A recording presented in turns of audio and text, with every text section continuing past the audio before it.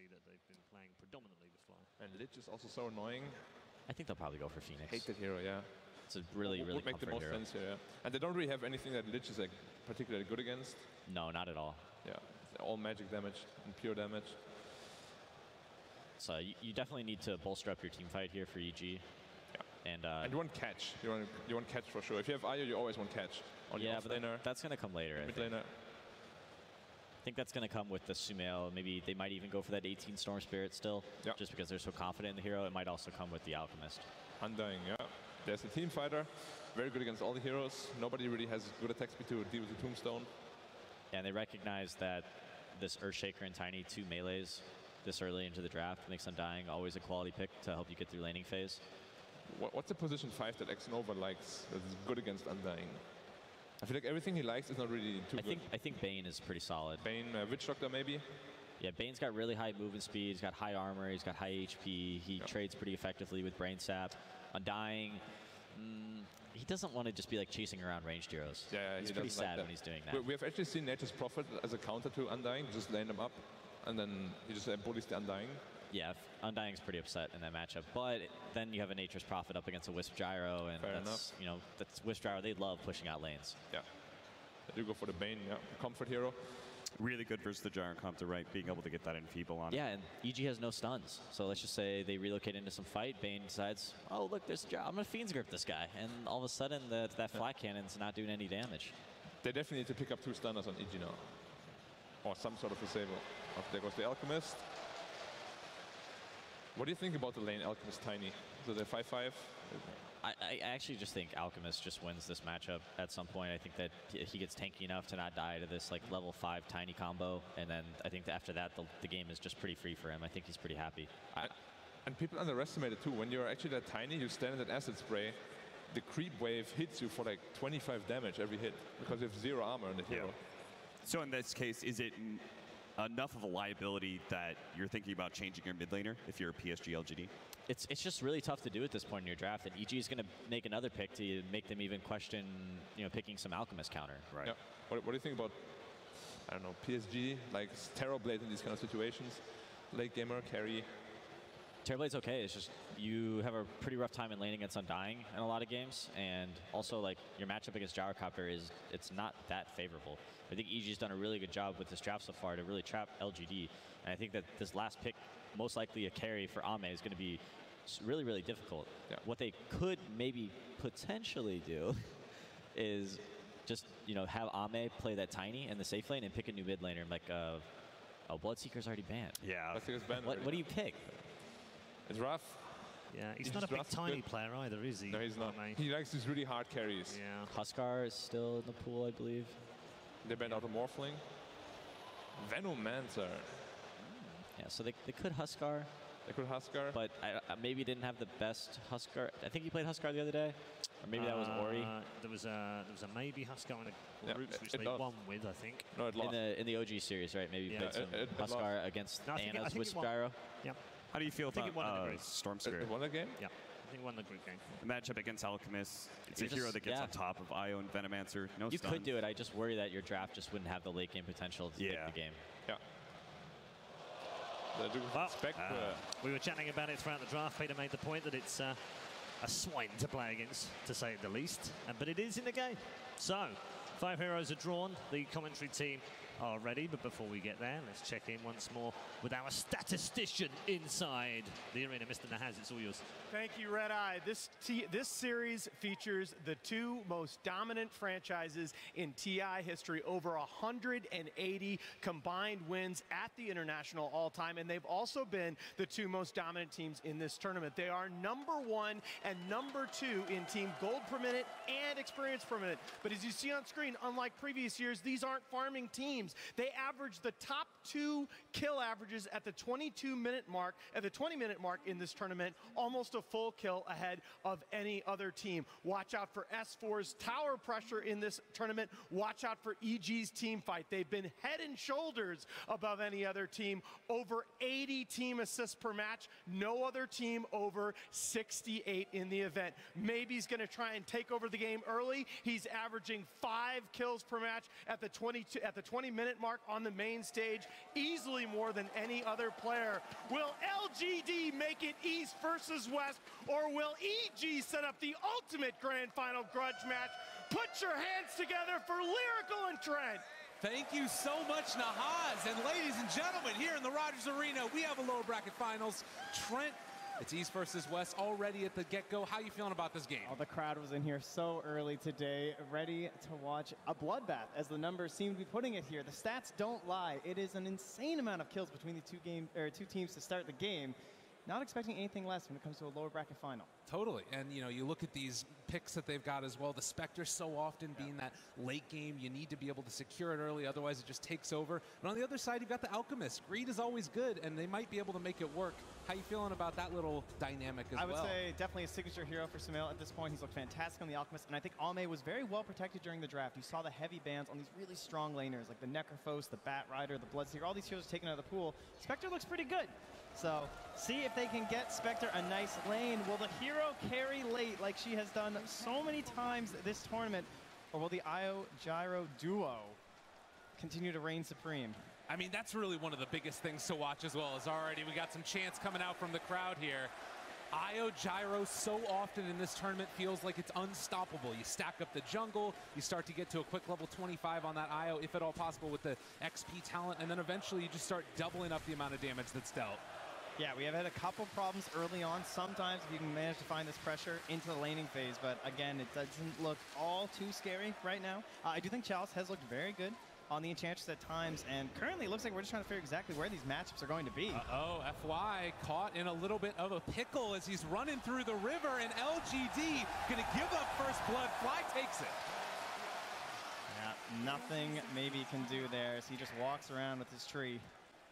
And that should secure both of the bottom runes, but big mysteries up top. The problem for EG is it's very difficult to contest runes when you don't know where the Bane is.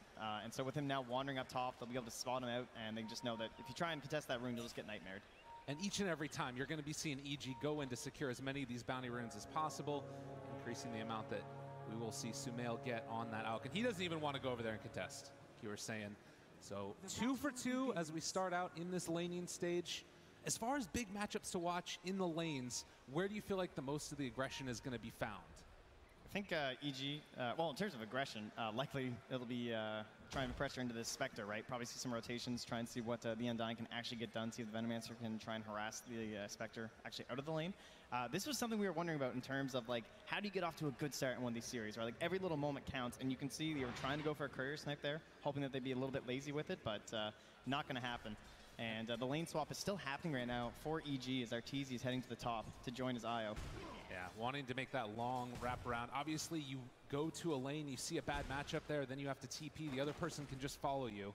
And they want to make sure they get those lanes the way they want them right from the get-go. To me, the most interesting dynamic in this match is going to be between our Alchemist and our Tiny. As S4, bottom lane. He's the one in trouble. In some trouble. FY and X-Nova able to turn that back around, and now Fly also just trying to escape from this early aggression. They really want to secure that Spectre a great start. And although she's the hero who's not there, Enchantress is the key to this, because this hero, she can be on her own. She's so strong in the lane. It allows you to pick heroes like Earthshaker, and you don't really have to be there with her. You can, sure, have a weak presence in her lane, or you can rotate around the map and get a quick kill in a little tri-lane like that, and then they'll rotate Ame up to try and get him out of that matchup.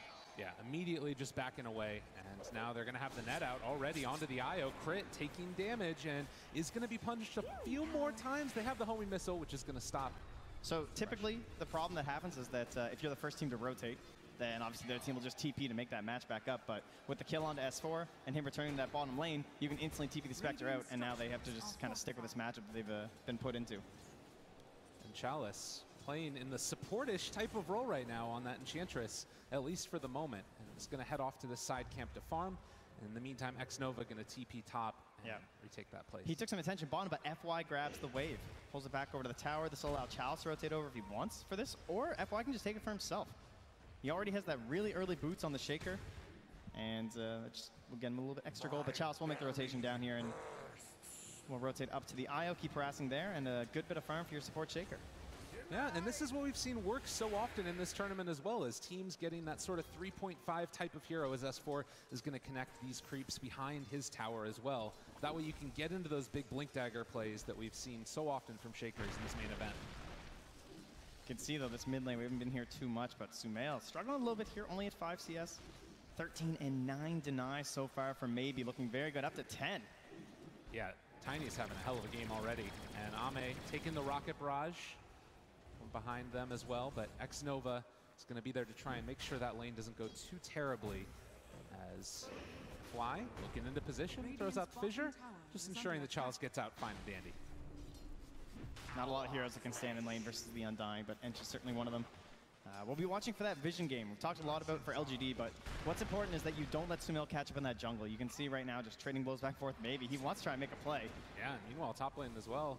They thought about it going on it for Somnus, but they can keep these pushback as they are going to get the tower underneath, or the creeps rather, underneath their tier 1 tower. Yep. That early ward vision has already been placed down, though. They want to watch that jungle area where the Alchemist wants to catch back up because they know that he's having a rough time already. And they use that to a great advantage in the earlier games to constantly pressure the enemy mid when they go for these catch-up plays. And as a Tiny, your whole role is to try and get fat in the lane really quick, get your kill levels and kill items, and go around the map and secure your team's advantage for your Spectre. And Ame, speaking of Spectre, under fire by RTZ, and they are going to find another kill. EG on board. Yeah, X-Nova was busy with the wave, trying to get some pulls off, and advantage taken there by EG, now leading 2-1. One of the strengths of this combination, obviously, is the early kills you can get with the Spirits, as Chalice able to find the deny, still running away. There's a lot of aggression onto him, but that heal is always going to mean Fly, though. A regen rune for an Undying. This is fantastic. This guy's usually willing to kill himself to get free mana. Yeah, and that means that he's set up to come and contest for the 5-minute runes as well, as another missile onto the head of Ame.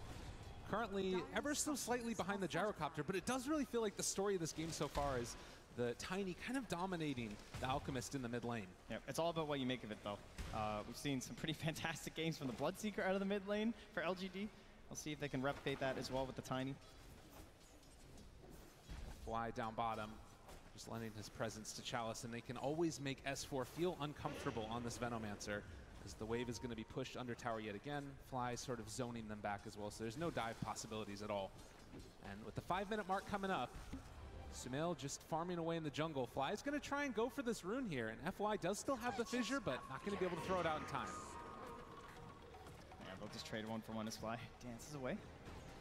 But now the question is, can they hold back the catapult push? That's what we always think about when it comes to an Ench lineup, but they have an Undying and a Venom, so I'm going to say it should be all right as long as they keep both heroes down here for a while. They're actually trying to pressure onto that Harpy creep. Good choice here by Fly. This thing is so irritating if you let it just keep spamming. Yeah, and this is kind of a cool look. I mean, this is an Undying. He can just run up and hit people. He doesn't care about it, so he takes down the creep. And with the catapults coming in, they're going to try and hold off. Look at this pressure, though, from FY, just bullying Sumail in the jungle. He won't win that battle, but he's still stealing this experience from him. Yeah, and I mean, he definitely needs it. Only level 2 on that Earthshaker.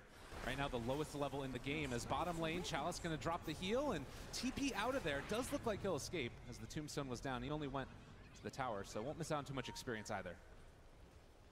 Sumail, I don't know, he's in a world of hurt here. Now, the one good thing is that this is not a like a game-winning Alchemist by any means, and he doesn't really have to have this whole burden on him. He has an IO and a gyrocopter on his team. Radiant's middle tower yeah, and as we can still see from the CS, it's not necessarily the prettiest picture. Net worth, he will eventually catch up in that as well. Oh, but a haste rune for Maybe. This is exactly what he needs right now. If they can spot Sumail vulnerable, he would be in big trouble, but he's actually rotating back to his courier. And this could be a big play if he can make his move up here to the top lane. Crit and Arteezy don't know that this is coming, and with the Avalanche throw out, the toss, the chase, they've got eyes on this gyrocopter. The tree grab is there to get that extra little bit of range. Can they find this kill? More damage coming out with the Brain Sap. They throw out the missile, and Arteezy diving under the tower, and Somnus wanting to toss him back, but he wasn't able to quite grab him. Arteezy couldn't go for a risky TP. Actually, nothing there that would have canceled it, but he's not exactly positive on the levels for X-Nova, and he will still survive. So 2-2 already, and you can feel the tension between these two wanting to get off to a great start. Somnus stuck around, and Arteezy moving away with crit there as well. They're slowed down, but with Fly in the area, it's a little bit too dangerous. Yeah, this is a lot of attention up top, though, so it is giving some space to Sumail mid as a wave will actually hit the tower. But a very dangerous 3-on-3. Yeah, Sumail loves this, particularly if you just find that one kill onto the IO. I feel like EG are incredibly happy with the start. Yeah, as long as they don't feed anything away to Maybe while he still sticks around. In fact, they will actually smoke as they're heading back towards mid, so this Radiant Observer ward near the top rune going to be covering So 7.5 minutes. There's an Alchemist who is trying to catch up. Running into the jungle. He spots him out though. And the Tiny chasing Avalanche, not quite there within range. He is going to run away, but there's the toss-up lift. Can they find the kill? Yes. Yeah, thought they might have to waste a ward there, but able to hold on to it. And then likely you're going to try and de-ward near that area, right? It kind of looked like they might have had a vision there as they were going after Sumail coming up the stairs. So might see them come over de-ward. They might end up missing this ward. So deep vision once again secured by LGD. And that was such a storyline in the previous series that we saw from them, how much vision xNova was able to provide for his team, and in this one, FY that's doing it as well. I mean, you look at the top shrine area for EG, and a very sneaky ward, like inside the neutrals there, to spot when he's trying to catch up in this jungle and allow them to punish. Creep wave will be pulled back as 3 members of LGD move top, and Alchemist still under vision, but trying to farm up to the best of his ability while Somnus takes down that mid tier 1 tower. No one can contest this right now, unless they're going to bring their full force with the Undying. That'd be their best bet. Has a level 3 tombstone, but it doesn't look like they're willing to commit the Arcane Rune on maybe. Rather threatening. Yeah, kills off the creeps here, and meanwhile FY moves into the jungle just to sort of mess around with Sumail and soak up experience, possibly set up for a kill as well. They might secure themselves in a tower. And this is going to be tower, yeah, FY. Also just walking hand in hand with Sumail, taunting him with the enchant totem. Nowhere is safe. Same time though, Heroes moving away from the top. They will start pressuring on the Ame. They're going to go for it with the call down. They're going to accept the fact they forced it a rotation and back away. Good call there from EG. Yeah, and again, maybe just trying to buy a little bit more space for the Alchemist there by keeping the pressure up in that top lane. Look at maybe though, he is fearless. He's just walking through, knowing he's near Radiant Towers, does not care in the slightest. I mean, think about the stuns that you've got right now on EG. If things get really rough, he can probably just TP out. Only one you really need to worry about at this point is the homing missile. Yeah, we haven't been bottom down here in a while, but that's because this is what is happening top. More and more missiles spammed. Ame is going to get hit. He's thinking about it with the spirits. Io almost finding that kill, baited in, and xNova, the Fairy Fire, is going to keep Crit alive, but not from the tower. Fantastic play with the wand, but now it's Fly with the tombstone. Now he's going into the feeding frenzy. Wanting to get out of there. Is he going to throw it on the K? Doesn't have it quite in time, and EG do not pick up that kill on the Spectre. Now Fly still has a TP. Sumail, he's going to use his. He's escaping. OS4 miss uphill, gets the bounty rune, much needed as he's hiding away in the woods. Chalice chases in, able to dodge away. They do have another Venomous Gale in a second. Get within close range, tell me the impetus doesn't do that much damage. Now Chalice under fire, would they bring in the Io? See if they can kill him off, and the Enchantress is killed again. They do have quite a bit of magic damage. With such an early pick on the Enchantress, they are ready for it. Arteezy, the Haunt comes in. He's chasing down this Gyrocopter. xNova, nothing really to offer, but I think that with this Desolate damage, they are going to be able to find a kill. They relocate to the top lane. Level 9 wanting to make this work. Is it actually going to happen, though? The Poison Nova goes out. This is going to start bringing down PSG very low. The Io jumps away from them, maybe able to find the kill on his return, and they try and bring down S4 so low. Can they kill him off in time? Yes, they do, but they are still slowly being taken apart. Can they kill off yet another one? Ame, he drops to the Soul Rip. S4 gets 2. Fly picks up the last. And what looked like a disaster there for EG, they come in with that saving grace, the Io and the Venomancer. Clean up a nice triple kill there, side of EG, and Fly in prime position here with this level 4 tombstone. Could think about a go on this tower. Chalice again, the call down is there. He's being healed up so close to the shrine. And with that, they're going to decide to back out.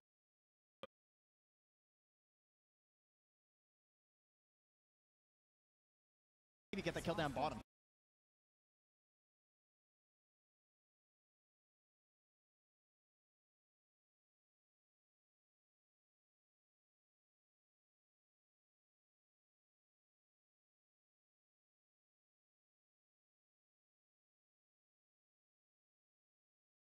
Clean up now, though. They need a whole heck of a lot, and EG still standing tall underneath the tower. They've been bringing the Curry. with the Shadow Blade trying to reveal it now. Can he take down Arteezy in time? They're moving away. He's slowed down. He walks within vision, and they can't quite find it. Venomous Gale now onto the Tiny, and X-Nova, the rest of them in a little bit of a sticky situation as they're taking yet another down. The Fissure connects onto 2. The Fiend's Grip as well. He got the mana, and can they kill him off in time? They do take down Arteezy. Echo Slam as well. PSG.LGD trying to kill them all off. Crit brought down so low, and with Ame chasing for it, another round of the ulti from S4. Venomous Gale down. Are they going to have to kill each other to deny? It looks like Samus gets out. LGD, they're not losing anybody. Oh man, Fly almost getting away with it as well. Another round of Soul Rips, but it's Ame large and in charge and running down the Undying. X-Nova falls the end of it, but still a massive win there for LGD. The bait of the Enchantress. It's so frustrating. They had to spend everything on her to get that kill. And at that point, you're firing behind the tower, and even the Tombstone couldn't save EG. Great reveal of the Shadow Blade for Maybe, and that's even fighting into those Plague Wards. Such a difficult place. And that was fighting without Haunt. You now have it back up again. You start to think about the timing of when they can make right the pressure. Away too, just smoking up. They know their target. They want to get that juicy Alchemist. He's so close right now to that Relic. That is one thing EG have done exceptionally well this game, but even with it being so close to net worth, we know the Alchemist, he throws that chart off a little bit. Tends to make you think maybe you're a bit more ahead than you actually are. But Sumail, fantastic recovery considering the start. And it does feel like the game plan, again, makes space. I'm sure EG would have loved to find more of those kills, but another great sentry down. They see Fly, but he sees them. Soul Rip not going to keep him alive. All right, maybe not the greatest sentry. Didn't matter all too much there. Io and Gyro wrapping around, but under this vision here, very defensive from LGD. They'll know they're rotating into their own jungle. Maybe consider pinching in on them. Up in the top lane. Looks like FY's trying to bait here, basically. They are wrapping with the rest. Maybe having that Shadow Blade available. Is Arteezy going to get found out? Io's still in the area. They spot him. Dropping forward. The call down already there. The heals coming through from the Io, but it's not nearly enough. And now Alchemist also under fire. He's caught in the Fiend's Grip. They have the impetus down as well. Can they kill him off in time with the Haunt? They're trying so desperately, and they will kill off Sumail. Crit also being thrown trees in his way. They don't quite find that finish. But still, EG lose 2 cores. LGD, it feels like they just always see what you're doing. You look at this mini-map, and their wards, they're everywhere. All over the place. They've got the vision that they need to take those fights. And it felt like, in a way, EG almost knew that that was coming. Obviously, the call down right there as soon as they were all spotted. And I feel like they'd feel much better about that on EG if Sumail was not one of the ones that was caught in the whole combo. Yeah, now you don't really want to fight with your Alchemist. You just want to go back to getting this recipe, and that's where Sumail will go right back to the jungle. So much of this game has been played around the top side of the map. And the crowd, they love it. They know. There have been some fantastic Earthshakers this tournament out of China, and FY has certainly lasted the longest. You also see there the Spectre going to go back for the Radiance as well. Maybe that leaves an opening again where this hero doesn't end up performing as strong as you would want in the next couple of minutes, and you can possibly get something done with the Alch, but it does really feel like right now LGD with a 2,000 gold lead over an Alchemist, and that Blink Dagger on the Earthshaker can make a lot happen. They've done such a great job this entire match of just enabling their Spectre too. Feels like every one of Ame's haunts is going well for them. Trying to stack up some gold. A little bit difficult to pressure. Oh, top lane actually, they're going for it with the drums. Being popped from Arteezy. No tower nearby, and they're going to for sure find this kill. Chalice caught and killed. All right. Good find there for EG. Again, just more space, right? You have Sumail down in this bottom lane, relatively safe. Not really worried about the Spectre coming through. He doesn't believe that he's being backed up by the Tiny here. They have a couple smokes, though. You did be careful about this movement, as Ame is going to deny everything. Sumail taking the safe route all the way back to the base, anticipating this potential rotation that could come as S4 going to drop down some wards in mid. They're moving on to this Venomancer. The Shadow Blade about to wear out. There's going to be the toss. FY spares no expense, takes him down. The Hood is fantastic this game. There's no doubt for S4, but it's not going to be enough there. A lot of heavy pressure on that bottom half of the map right now for LGD, though, and they are trying to abuse this as EG ever since that kill in the top lane on Chalice. The three of them have just been sticking around. They have some forward vision for themselves, trying to protect themselves from those ganks previously, as well as the sentries near the steps to watch if Maybe's closing in. Speaking of Maybe, he's finished off that Echo Saber now, coming out on the Courier in just a second as the smoke underneath the ward. Oh, the scan, though. They know exactly what's coming. Dire has full information, and it's Maybe that's going to be there to break it with the Shadow Blade. They drop down a sentry as they try and retreat, popping the drums to escape, but as they throw down the call down, it will secure EG's retreat. I like the choice from Maybe to also just go straight from the Shadow Blade into the Echo Saber, not worrying about this Blink Dagger up against Flat Cannon, up against a Venomancer. It's pretty unlikely you're going to get very good uses out of it unless you're completely initiating every single fight. Yeah, and now a DD even. Guy hits really hard. If he finds Sumail, it would be a quick death. Top lane, speaking of quick deaths, we'll see if it's going to be X-Nova that gets chased down. Probably not worth it for a Bane, who will just Nightmare dodge the coming missile. And only a 1,000 gold rate right now, 9 to 15. We're about 19 minutes into this game. Yeah, it looks like a very important timing coming up here soon for EG. I think once you get this Blink Dagger on Sumail, you want to actually try and pressure with this net worth that you're gaining on this Alchemist. You have to try and fight back up against the Spectre and Tiny before the Spectre is going to have a Radiance of her own. It's going to be a pretty narrow window, though, as that Relic's already up on Ame. And it felt like you were making all this space for Sumail. Now you need to actually make something happen with it as well. But you can delay out the game, I feel like, with this EG lineup. Keeping the lanes pressured out. You've got decent save as well with crit on that IO for the relocates. Lots of ways to stall this one for Team Evil Geniuses. As he is going to finish off the Blink Dagger now. Pretty quick timing after that Radiance. Yeah, but with it being a Blink Dagger and all, you have to actually make stuff happen. So looking for a smoke here likely from Fly. Try and find something under these wards. They place aggressively into the jungle. One of them looks like it's been spotted here by FY. It's very close to that sentry. And they are able to get it. Right now, maybe on the other side of the map, if they can take this fight with the Tiny not there, and he also does not have a TP. Maybe is just sitting in the bottom lane with no TP right now while they're about to go into a fight. X-Nova caught. Oh, but FY, he's waiting on the sidelines. If they think they can turn this, he will. They have the tombstone down. They need to be careful. Again, they don't have their Tiny. The slow is already going to be there, and LGD running away yet again. They have the Fiend's Grip onto the Alchemist. Can they kill him up in time? Maybe he does have it now. He shows up. There's going to be the Avalanche toss. Hits into Arteezy. Can they kill him up in time? Yes. The Haunt is there. The Echo Slam as well to finish off a couple more. And Ame streaming forward, trying to take down S4. Can they do it in time? They have the Poison Nova out. Another fissure lands from FY. They've got them all in their sights. And EG in trouble as LGD have came to play on game day. They know this game only gets worse. They feel pressured with that Blink Dagger to make something happen. And once again, it feels like they're just walking into the traps of LGD.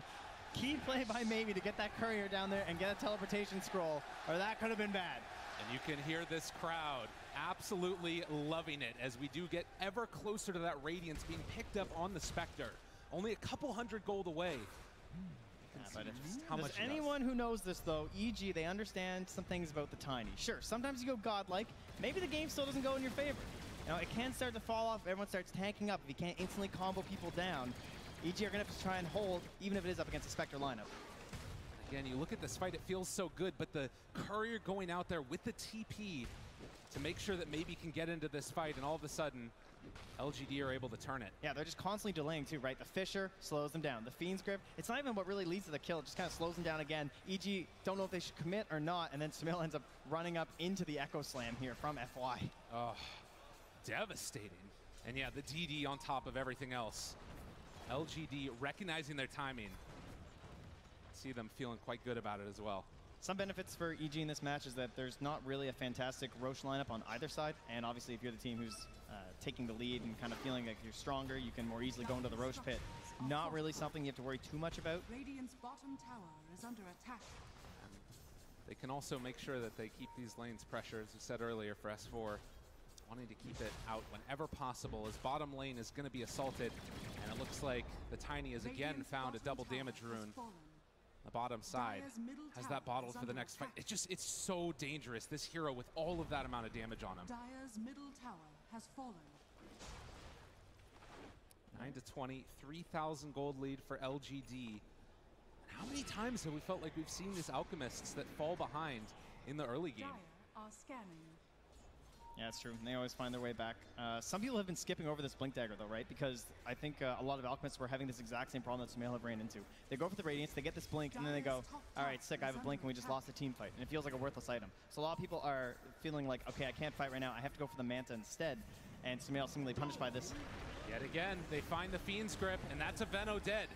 No skills were able to get off in that engagement, and well, now they're going to come over and steal their Ancients as well. LGD, just everywhere they go, it feels like they're finding all those kills. Yeah, and I sound like a broken record here, but this deep ward up by the tier 2 tower, it spotted that whole rotation up top. They were able to scan, they understood that there were EG heroes in the area, and that's why everyone from LGD started rotating over there. Even though they have all this superior vision in the mid lane from EG. It's the vision off on the sides and then anticipating those movements. The DD about to wear off here for Somnus. FY lurking in the tree line too. Maybe hoping they can bait out Ame here, but I don't think EG are going to fall for this one. They have a full HP tower. They already have D-ward at the top of that hill. In the top lane, Somnus, he sees the Undying. They could think about doing this. They need to be careful. There is a sentry up on the high ground. If they see their moment too, there's always the possibility they just haunt and give that vision over to FY. But they will play it safe. LGD not wanting to go in for a fight when EG are prepared. You know, that's one of the ways to get back into this game is taking a bad fight, and there's going to be the smoke out. LGD did not spot this one. Somnus being there to break it right at the get-go. They do get vision, but not going to hit on the Gale. And PSG.LGD dodging a bullet. And EG trying to figure out where to go now. I think they're trying to bait a fight here in the Roche Pit because they know they have some pretty crazy ultimates in terms of area denial. They want to use the Tombstone, they want to use the Poison Nova, try and draw LGD into them and see if that'll give them the edge in the fight. Every time, they're the ones diving on LGD, and then they're able to just delay, or they can get this counter attack in from FY on this Earthshaker. If they can start a fight on their own terms with LGD approaching them, they might actually have a chance. I mean, honestly, it's sort of a tough conundrum to try and work your way through because they also are the ones that are kind of, not necessarily on the clock, but letting the Spectre free farm does not feel good. So they both need to make the play happen, and maybe Roche is going to eventually be that tool to try and force the issue.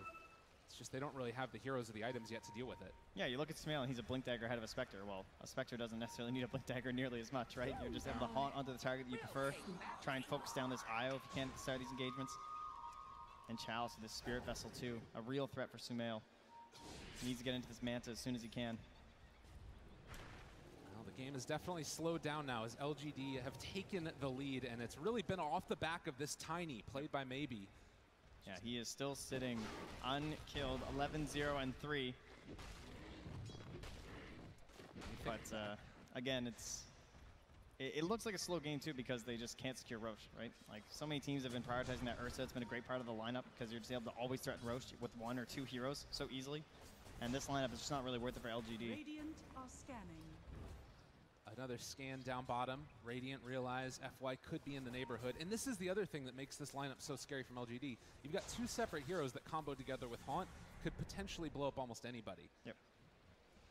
Double blink in from the Earthshaker and the Tiny will certainly blow up many heroes. It's a lot easier than maybe the game Sumail had, where there wasn't quite as much instant nuke potential coming out.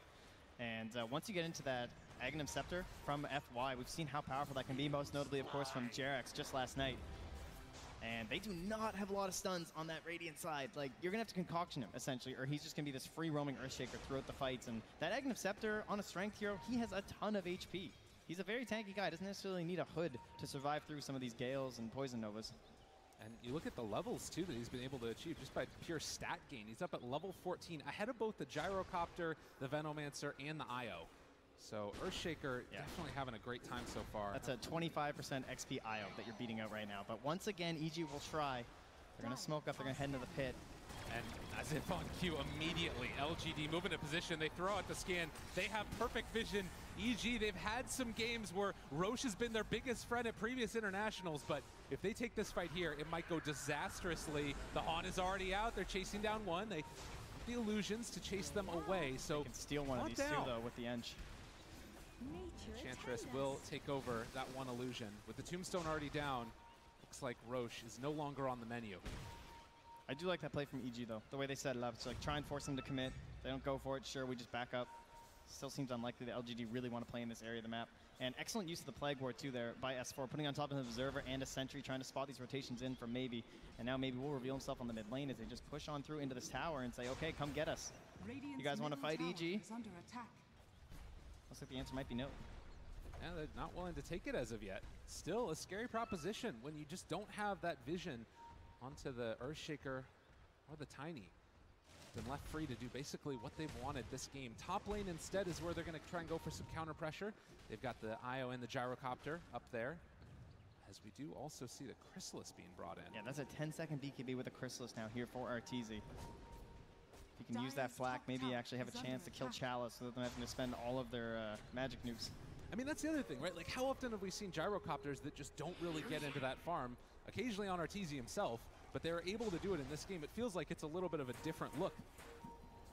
Still, EG just holding this area. Not sure where LGD is. They can't see anything. They are playing blind at the moment. Completely in the dark, and Ame farms. And they're going to walk back into the Roche pit. Haunt is down for another about 20 seconds or so, as he's going to slowly make his move in. But Chalice is there as well. They throw out the Venomous Gale. Also charging up the stun. Sumail, he hits it from the high ground. They found themselves FY. Can they get any more? Actually able to jump away. Jumps out of there, and Sumail now looking for another initiation. He blinked forward. The Fissure is still separating them, but the Fiend's Grip, they caught Arteezy. He's going down. They get the Gulp as well. No, the relocate out. He's able to escape. Oh, the IO got out of there just in time, and now FY looking for more. Sumail fully surrounded, encapsulated in pain as LGD take him down. FY looks like he will drop to the poison though. And Fly, he's on the hunt. Buybacks instantly. Haunt now out too. And Chalice, there's going to be the Avatos. They take down Fly. They were able to secure themselves another kill on the Earthshaker, but he buys back. Crit is gone as well. And the only ones left are not going to be able to take Roche as S4 in trouble, being chased and thrown forward. Can they find this kill? I think so. Fissure for the block for good measure. Why not? A great wall from FY will secure the rest of that engagement. How well are LGD playing these team fights? The call down completely wasted with a fantastic toss from Maybe to save FY, get him on the sideline, allow him to use that Blink Dagger with the Echo Slam. Even if they save the IO, the Gyro still goes down and made it so difficult. And now with it in such a weakened state, they move into the pit. Tombstone back up. They want to do it. They drop the Tomb inside the pit, just trying to get whatever vision they can. But S4, he was blocked off by the Fissure. He can't get in there with them. And now LGD with Aegis in hand. What are you really trying to do? Arteezy pops the BKB and runs away. Looks like S4 also going to make his retreat as they realize this fight is done. Yeah, there's not a whole lot left though for the Dire side. Unfortunately, very difficult to chase into, it looks like, for EG. They're not going to go for it. And now plenty of gold heading around there. They weren't able to steal the Roche kill either. I think that was their goal there with the Tombstone and the Gale. Maybe they can at least get that for their side, but it'll all be going FY's way as he moves in towards that Aghanim Scepter. 30 minutes in, a 7,000 gold lead for LGD. This is, again, as we've repeated oftentimes, against an Alchemist who needs to be ahead. I mean, where do you see this going now for EG? What do they need to try and accomplish? I think that Arteezy did go for like the correct itemization here. He's just trying to win some crazy team fight, like a bunch of crits. You know, you're just winning this fight you're not supposed to. You're down in net worth. You get pretty lucky. You got this IO Gyro where you're going to have the Aghanim Scepter put into the Gyrocopter from the IO Tether. That's the sort of thing that they need to actually win these engagements. We've seen some pretty crazy games with this combo where it just looks like they shouldn't be able to win the fight, and suddenly there's 12k damage that comes out from a Gyro IO. You just have to actually get there, and we do have the Tether for now, but there's still a long way to go before the full itemization will be there for the Gyrocopter. You're going to have to try and hold that high ground as long as they can. Middle tower has fallen. Well, and you also take a look at, God, maybe it's just so scary. Every time he picks up one of these DG runes, I can just feel my heart palpitate. Oh, your heart, eh? Well, maybe wants one too. He's opting for it. Ame too.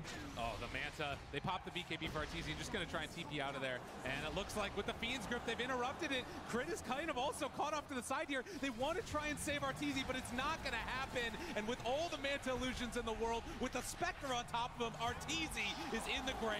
That Enfeeble is just destroying him too. No chance at a counterplay if that's on top of you. LGD taking the life out of EG here. 32 minutes, and it has just been all LGD. And again, it's just sort of the nature of the hero, but it feels like Sumail hasn't been able to do anything in this game. Yeah, I love how they've now rotated Ame to being the one who's kind of going around getting these kills. And now it's Maybe who's just keeping the side lanes pushed. He's forcing the Alchemist back, making sure Sumail can't get out of control. Jostling with a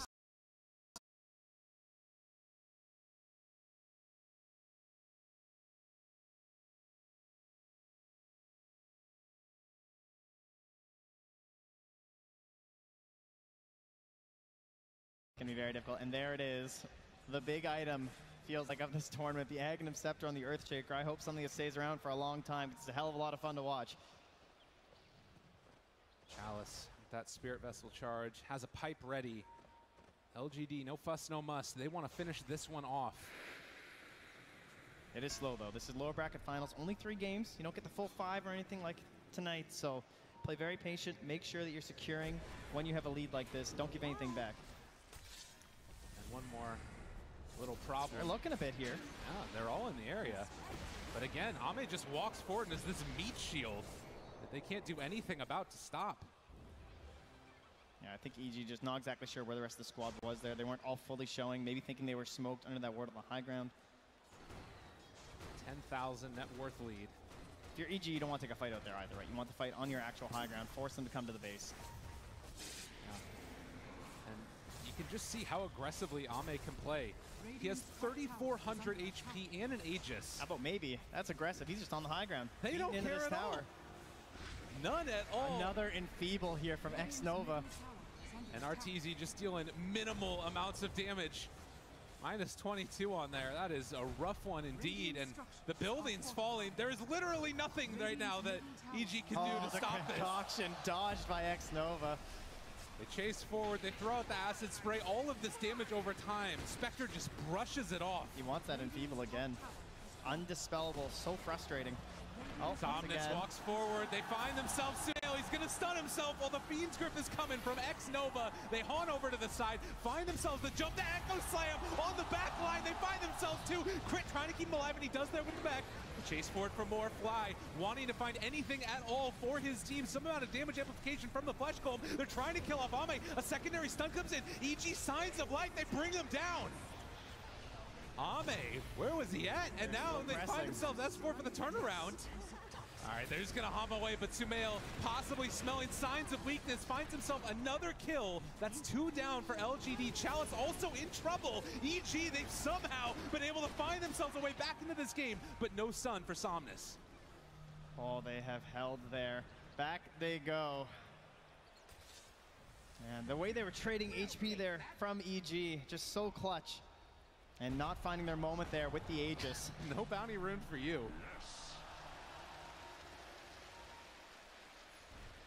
God. Well, an absurd team fight. It cost them buybacks, both on Sumail as well as Crit, but they did find a couple kills, and most importantly, they were able to hold on to their barracks. Yeah, that's a very crucial part of the game, right? Because there was a chance that LGD might be able to close it out with that first Aegis, but just able to delay until it was way too close, the actual Aegis spawning. Or rather, being taken back from Roche, I suppose. As he snags it back. And we'll be waiting for that next Roche fight. But LGD still seem to have the edge when it comes to pushing out these side lanes. We will be watching for that relocate. Maybe they'll be able to find a couple kills now that TC's starting to get in some bigger items. Try and get survival with the Satanic. So that is being delivered as he's being harassed by X-Nova once more.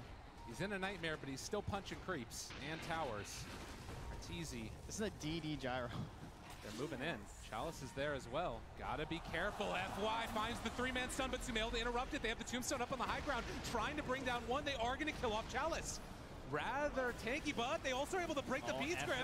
Maybe this is not looking so great for you. Somnus is going to be hit by that stun in just a second. All the zombies in the world, they're piling on it. Tiny, they find him FY. He wants Echo Slam. Isn't it enough? No, they can't kill him off in time. Sumail still living through all this. Arteezy trying to run. They've got illusions galore, but can they kill this gyrocopter? He lives through it all. The stun is going to be there as well. EG streaming forward. They take down 5.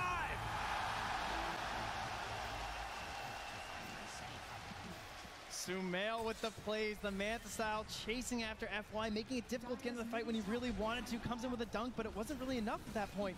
There's only S4 and Sumail remaining. They will go for this tier 3. It's just X-Nova. They want to force a buyback here. And you can hear the crowd right now. Happy as all get up.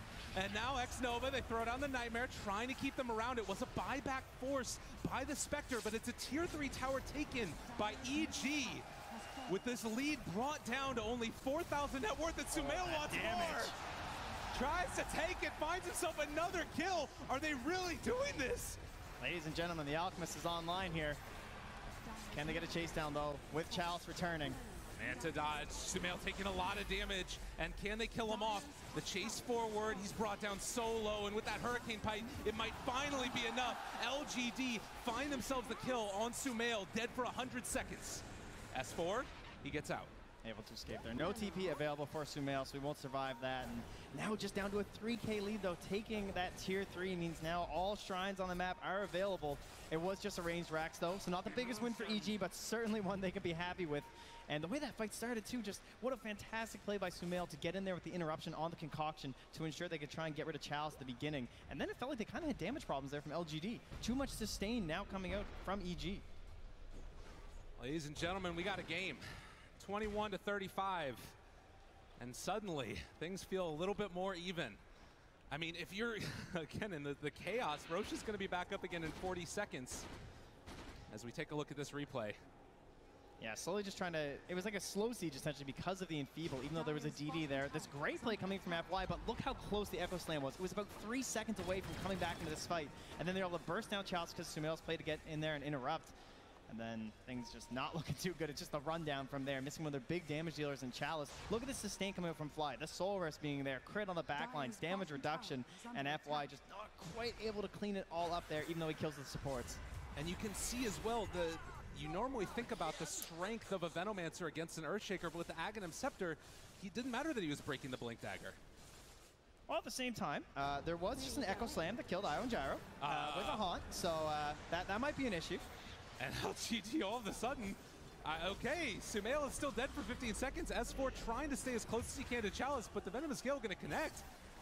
8,000 gold lead and LGD pushing forward. Now they forced out the buyback of the Spectre, so a buyback from the Gyrocopter, something that we might be expecting now, as maybe wants to claim the first melee racks of this game, seeing if they can drive them back without using Arteezy's buyback. Now it's such a hard hold. There it is. Sumail, there's going to be the buyback, and What's they the have response? the Tombstone down. They want to find him. Chalice hit with the stun. Maybe he wants it. They're chasing. Maybe able to get himself the melee barracks. Sneaks into the top as they were chasing the mid. 40 minutes in, 21-38 and 11,000 gold lead. Now there's no Haunt currently available. Ah, perfect, excellent. Thank you very much. Got a dunk in there from FY. The Haunt comes through. They instantly clean up that Gyro. The Gyrocopter, or IO as well. And now back into the pit though. They don't have those big ultimates right now from the Dire side. The Radiant maybe trying to get here in time. BKB available. Satanic too. Moving into position, but going to be a little bit late as Roche will fall and immediately EG retreat. Well, a bold call there from LGD, but it ends up paying off big time. Aegis and Cheese, and they had a couple damage problems, but one thing is that the longer Ame survives, the more damage they will have. This will be his first real chance at a big Aegis if they can force a fight. The type of game also where you look at this Spectre and it feels like in a 5-on-5 engagement with the Scotty now on top of the Heart, just going to deal so much damage, and the 8% dispersion as well. Spectre, just an absolute monster in the late game as we're 41 minutes into this. Radiant's top shrine. Xnova now with the gem purchase too. They want to try and secure up this map as they clean up these shrines. Maybe even thinking towards that third Roche, so this game's not going to be ending anytime soon. But FY, I wouldn't mind seeing FY actually get a Hood. I feel like he's being pressured a lot by this Alchemist, like just sending illusions at him. If you can get a Hood, try and cancel some of this magic damage and still get your Blink off in between a Venomancer too. Very dangerous stuff. He'll try and use the invisibility of the Shadow Blade to help. Yeah. So curious. I mean, the other thing to talk about is maybe fully committing in that top lane to get the barracks, at least the first round through, is really important because you can sometimes see plays where you go for like an IO relocate and try and take down a tier 3 tower or something, but now that top wave is always going to be pushing out. FY is actually getting so much space. He can just get a straight up BKB here soon. They're just giving him this full bottom lane. He's level 23, almost level 24 right now at 42 minutes. He's ahead of his Enchantress. FY has had an amazing tournament so far. Been coming up for his team when they need him the most. Yeah, these big team fight heroes where you can have this insane impact from the support role. Eul Scepter here on the maybe, being forced back. They've got the dust out. It's Gonna wear off rather soon though, and Arteezy already brought very low, trying to take down. Maybe there's gonna be the toss though, the Echo Slam, everything, but all that regen coming in from Crit, they still managed to kill him through it. No buyback, 90 seconds dead, and now it's only Sumail, S4, and Fly trying to hold this tide coming forward from LGD. The lack of stuns from EG, they couldn't punish X-Nova. He held Sumail back that whole time. There was no interruption from these concoctions, and now he's being chased down with the Spirit Vessel. Into the fountain they go, and Sumail hits the deck, 100 seconds gone, and Ame wants it. Tier 4 tower being assaulted, LGD. They learned their lessons last night. Go for the Tier 4, close it out, and LGD secure game 1. And you can hear the crowd right there, giving a lot of love.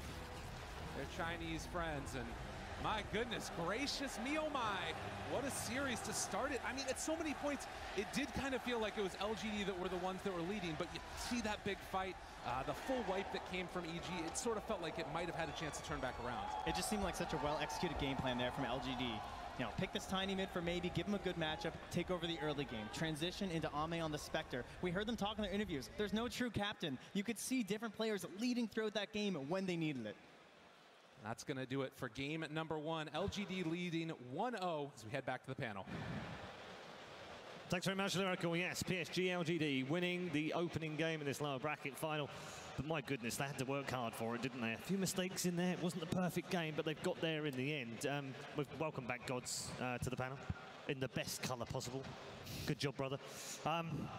Good game, but tricky at times. I mean, we worry sometimes for LGD, don't we? When they do things like that in the mid-game, you just kind of don't throw it away. You're in the good position right now. Yeah, probably some flashbacks to Game 3 yesterday against OG, at least for a lot of the LGD fans. I think LGD, though, you could see they kind of stayed composed. They knew they have this Spectre, this hero that just feels very hard to beat right now. If you're going late game with the Spectre, you've got to feel pretty comfortable about yourself. Yeah, Peter, you mentioned the Spectre when we're talking about the draft. It's a dangerous, it's a horrible kind of hero to play against as well. It's a little bit frightening. You only get to make a couple mistakes against Spectre in a game. Yeah, and we saw, I guess, it's inevitable, isn't it, at this kind of stage of the tournament that we're going to see a few mistakes. There's going to be a few nerves here and there. I think with so much pressure, and I think LGD is one of those teams who really relies on that with the way they play around that Spectre. They're waiting for that one, like, they're not necessarily going to be able to secure in the laning phase. They're waiting for that one team fight where he comes in with the haunt and is able to clean up 2 or 3 kills, and he's back into the game, basically. Yeah. Peter, what's it like playing these lower bracket games? Because you come out in the morning and psychologically, you know that if you want to win the whole thing, you've got to win this one, and then you've got to win the next. How do you prioritize? Like I was saying in the last panel, I think that you really just need to focus on this first match. Right. And LGD, are you not even thinking about later? Are you not thinking, like, if we can win this 2-0, that's going to conserve energy? I think this first match is just so difficult that you just can't think about the final right now. You just have to worry about, making it there. Yeah. So you don't worry about talking about, if you win the first game, do you worry about talking about, hey, if we can wrap this up quickly in 2-0, that would give us some more reserves for later? Generally on day 6, I think teams kind of have themselves figured out, and we see these teams drafting to their comforts. We have Sumail on his Alchemist, Arteezy on the Gyro, and like Ame on this hard carry, and then maybe on this Tiny, which I wasn't exactly expecting, but like, man, he handled that mid lane. I was really surprised. Yeah, very bullied in there as well. Other highlights for you?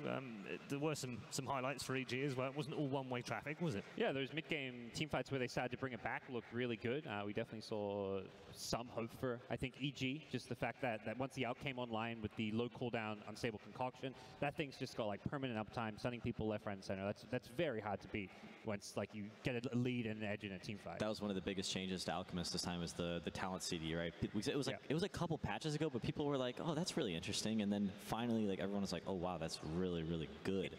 And now it's like a level 25 talent almost. Yeah, and like Alchemist heroes like used to fall off, and like maybe if you had like a really bad start, you were like, oh, this hero's not that good. But like with this new stun talent where you're just stun locking hard carries that don't have BKBs, it's like he's good at any point in the game. And then you get the level 20 talent as well, and just being able to throw like a half-a-second concoction and just being able to do over 300 damage, just crazy. Couple scary team fights there for LGD towards the end, but yeah, the further you are in laning stage, the more mistakes you get to make. Okay, well, we're going to get some more thoughts from all 3 of you in just a moment, but first of all, let's check in with Shiva. She's presumably got some more scoops for us. I do indeed. Thank you so much, Paul. I have been able to answer 3 questions for you today. The first question that I got was, which caster has the most games casted at an international? And the answer to that is actually fairly simple. I didn't really have to look up that much because at Ti8, there were some issues which got Vlad to be the only Russian caster on site, so he casted every single game, and his voice definitely didn't really agree with that, but he managed. It was an exciting tournament for him for sure, and that's why Vlad has the most games casted at an international. Second question is, why is the ultimate indicator sometimes yellow? And some of you might have already noticed this. Either it's black when they don't have it up, or it's green when they do have it up. But in between, you might see that the bar slowly ticks up to be yellow, and when it is fully yellow, it is almost up. So 10 to 15 seconds before their ultimate's back up again, that allows you to keep track of the cooldown timers of all the heroes without seeing actually the heroes individually. So that's an interesting one to keep an eye out on. And for the last question, I actually talked to Snaking and Universe about their sleeping habits, which was a question I got, because there's a lot of excitement and nerves going into TI and playing at an international. So the question basically was, how do you make sure you get enough sleep in exciting times like this?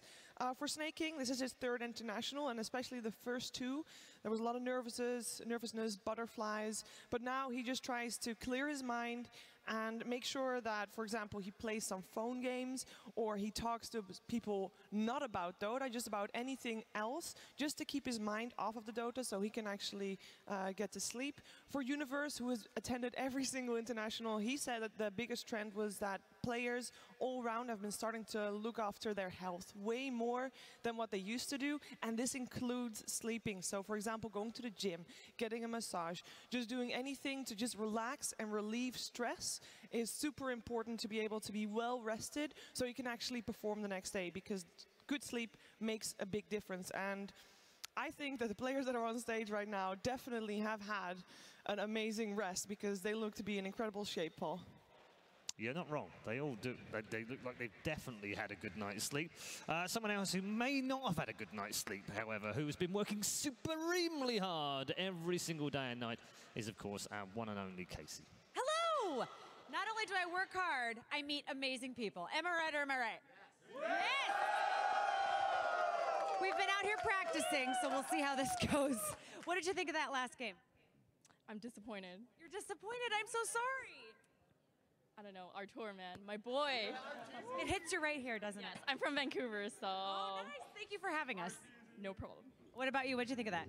A bit disappointed too, but I'm pretty sure EG is going to come back. How many people think EG is going to come back and take game 2?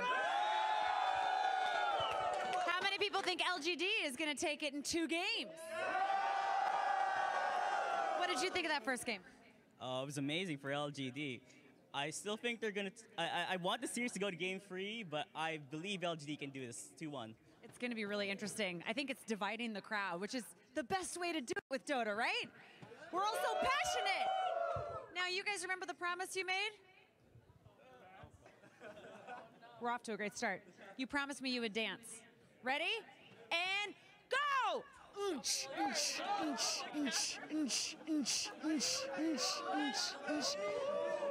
I don't know what they're doing. I don't know what you guys are doing. That is, I'm just kidding. All right, come on. Can we get a lot of energy for game 2? And let's show everybody behind Myron. Myron, look, everybody's gathering just for you.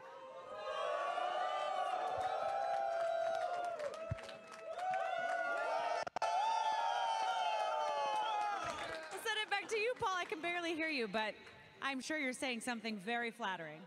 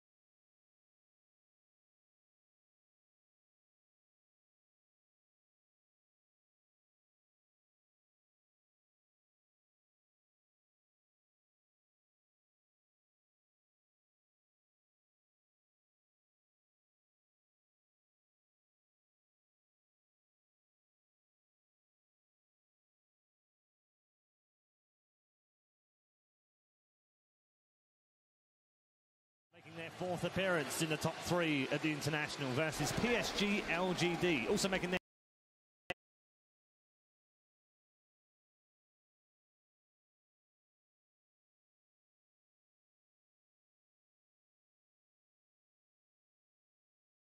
here at Ti8, but never write evil geniuses off. They've been in this position before and they know how to win. It seems that it doesn't matter what you put up against them, whether you try a funky draft, whether you've got really strong laning, it doesn't really seem to matter what you throw at them. They can come back. Yeah, it's going to take an amazing amount of mental fortitude to be, not like in an elimination series, that's one thing, to be 1 game away and know that you have to win 2 in a row just to be able to keep going. I think that's got to take a serious mental toll on a lot of players, but it seems like evil geniuses, they seem to be very comfortable with each other.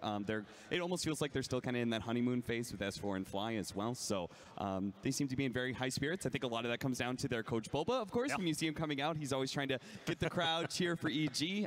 That guy, I think, not just the strategy aspect, I think he's always willing to do whatever it takes to be able to keep the team's mind healthy. Yeah. Peter, what do you do? Because you guys don't have a coach, right? You're kind of effectively, you're like the coach and the captain, aren't you? Motivational leader. Yeah. I really, I'm an inspirational guy. No, I think after you lose a game 1, it's really, really hard to like think that you spend like hours preparing for this match and then you come in and you just lose, right? It's like whatever, all these ideas you had, they didn't work, right? And maybe you can point out like why it didn't work. I think the biggest thing for EG in this matchup was that mid lane matchup. They thought that this Alchemist could lane against the Tiny, and it turns out he really just could not. And as a result, they, Earthshaker was allowed to just roam the map and win all 3 lanes for LGD, and that's got to shake EG to some extent, right? Like Alchemist is one of their comfort heroes, so they need to rethink this Tiny hero and maybe, reevaluate like, whether they want to ban it or pick it, or maybe they just want to stay away from that Alchemist when they do pick it, if Sumail can't do a better job against maybe. Yeah, I mean, he set a brand new record at the International earlier this week. 31 kills in that Tiny, which is a brand new record, which has stood since Ti8. So we know he can play it, we know he's good on it. But as Peter said, that choice now is quite hard, isn't it, when you head into the game? So do I ban it? Do we play it? How do we do this? Yeah, we've only seen 2 sides to Sumail. The let's play a Tiny and go around killing everyone, and then the let's farm with Alchemist. It seems like EG need to identify which is going to work best. EG just took first pick for the second game, so they'll have that I call it the 18 pick, which is actually it's the 7th pick, or no, it's the 8th pick of the draft, right? And that's where we're going to see Sumail's hero most likely. It's going to be that Alchemist, it's going to be that Storm Spirit, it's going to be, what's his other hero? Tiny. I mean, Tiny's. Yeah, Tiny. That's the thing is, I don't think Tiny's making it all the way to 18. It's going to get picked on 2-3 or maybe 4 or out the phase. Is that too early as well for Sumail? Is it too early for EG? I mean, that's the cool thing about Tiny is that it's such a versatile hero, and we see LGD use it. Like you can Chalice play a ton of Tiny this tournament incredibly well, and now we see maybe playing it. I don't think he's played it very many times, but he played it very well. And then also, like, some teams will play it as a 4 as well. Like, I know Serenity with PYW, Zai plays it all the time. It's a very versatile hero, so you can really, I think you can pick it early if you want it. You kind of looked at me like when you're saying Sumail heroes after saying Storm and Alk. Do you feel like, and like, hey, what other heroes he's played? Do you feel like he's had a small hero pool? Like, has that hurt EG a bit at this tournament? I don't think he has a small hero pool. Like, I would love to see like Sumail maybe play like some Invoker or something like that. I think that hero can be really, really good for him and their team. It's just they've had these specific strategies that they've used to get him this far. They pick these Weavers, they pick these Ursas, they pick these Clinks, these incredibly strong side laners for S4 and Arteezy. And then when they win their lanes, Sumail gets that, he gets that 1v1 and nobody else can come touch him. But when he loses that 1v1 like he did in this last game, the game looks really weird for EG. Okay. Time, ladies and gentlemen. Let's get into it. Game number 2 is just around the corner. Evil Geniuses versus PSG.LGD. Game 2. Okay, draft underway momentarily. Just to finish off on the Sumail things, during the group stages, he played Tiny, Storm Spirit, Alchemist, Mirana, which has definitely dropped off during the main event. Kunkka, Ursa, Zeus, and Invoker. He has the smallest hero pool of any of the EG players during the group stage, so. Which is understandable. This game rotates around a couple of power picks, especially this late into the meta of this tournament. We've identified the heroes that they're looking to set up for, and I think it would be silly for them to, explore too far outside that comfort zone. How much did you explore during that group stage? During the group, I mean, I think Croaky talked a lot about it, and some of the other players talked about it in the interview, is everybody is just like watching what everybody else is doing and then like taking it immediately and being okay, this is what you do against this hero, this is what you do against that hero. And there was yeah, you just gotta try and pick it up as fast as you can. And I'm curious how much EG learned from even just that first game up here against LGD. Is that the difference between teams now and maybe 3-4 years ago? Is that they learn faster? You have to learn faster in order to keep up. So I guess so. Yeah. If you look at the most successful teams, LGD bans the Enchantress this time because they don't have the first pick, right? That was a hero that, although like Enchantress didn't seem to have like the biggest impact, I guess the heal was really nice against Venomancer and like the Gyrocopter AoE, but the Enchantress actually allowed FY to roam around on this Earthshaker during the laning phase instead of being stuck in this like 2-1-2 setup, and it really did put a lot of pressure on Alchemist. We saw all the, the crowd was going crazy over those fissures that he was stealing the hard camp creeps from Alchemist, and that kind of pressure, like, it definitely slowed him down. Yeah, it takes away a little bit of that gold, takes away a lot of that experience, and just in general makes the Alchemist, especially the way that maybe played afterwards, right? Where he was just like, once he took that tower, it almost looked like Mid-Wan, the way he was playing his Clinks, and where he was just fearlessly diving into the enemy side of the map. They found a scenario where they had 2 lane matchups where ENG could win her lane by herself and the Tiny's winning mid. So that's like the freest game for the 4 position to play. Yeah, and Spectre was under a lot of pressure, but I was really impressed by the tier 1 tower defense that they had in that first game. They took this massive team fight. They brought just about everybody up there, I think, and it didn't look like they were going to win the fight until they did. They maybe had the really early Shadow Blade. I really liked the idea of him skipping that Blink Dagger and going for a more stat-based item. If you think about some of these items out here that cost, like, we have Blink Dagger, Boots of Travel, Midas.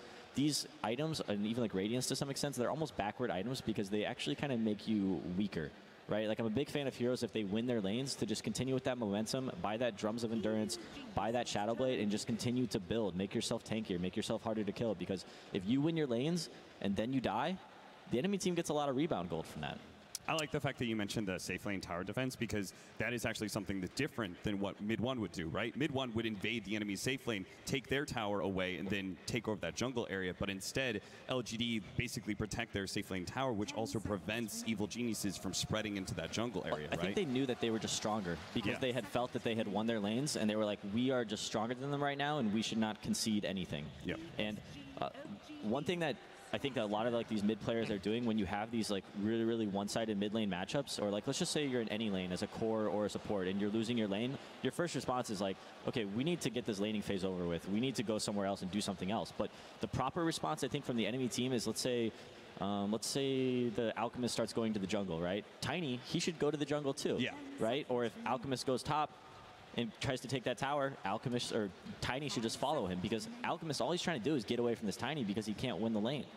Just follow him around and let your hero matchups carry you through the game. Right. We have a couple of answers in our draft already. The Tiny is banned by Evil Geniuses, and they've opened with what Peter pulled out in game number 1, which is the Wraith Willow opener. Yes. Spectre for EG as well. This combo has haunted me this tournament. It's like you don't want to waste one of your bans on these heroes, and you know they're not like these heroes don't have incredible wave clear. But their team fight is really good, and their laning is really good. And the Lich coming to account for EG. I honestly thought they were going to take Willow on EG first pick just to deny that combination. I mean, Spectre first pick is pretty out there. We saw, I think the only other time we've seen this is Virtus.pro did it in one of their like early group stage games, and I believe they lost that game.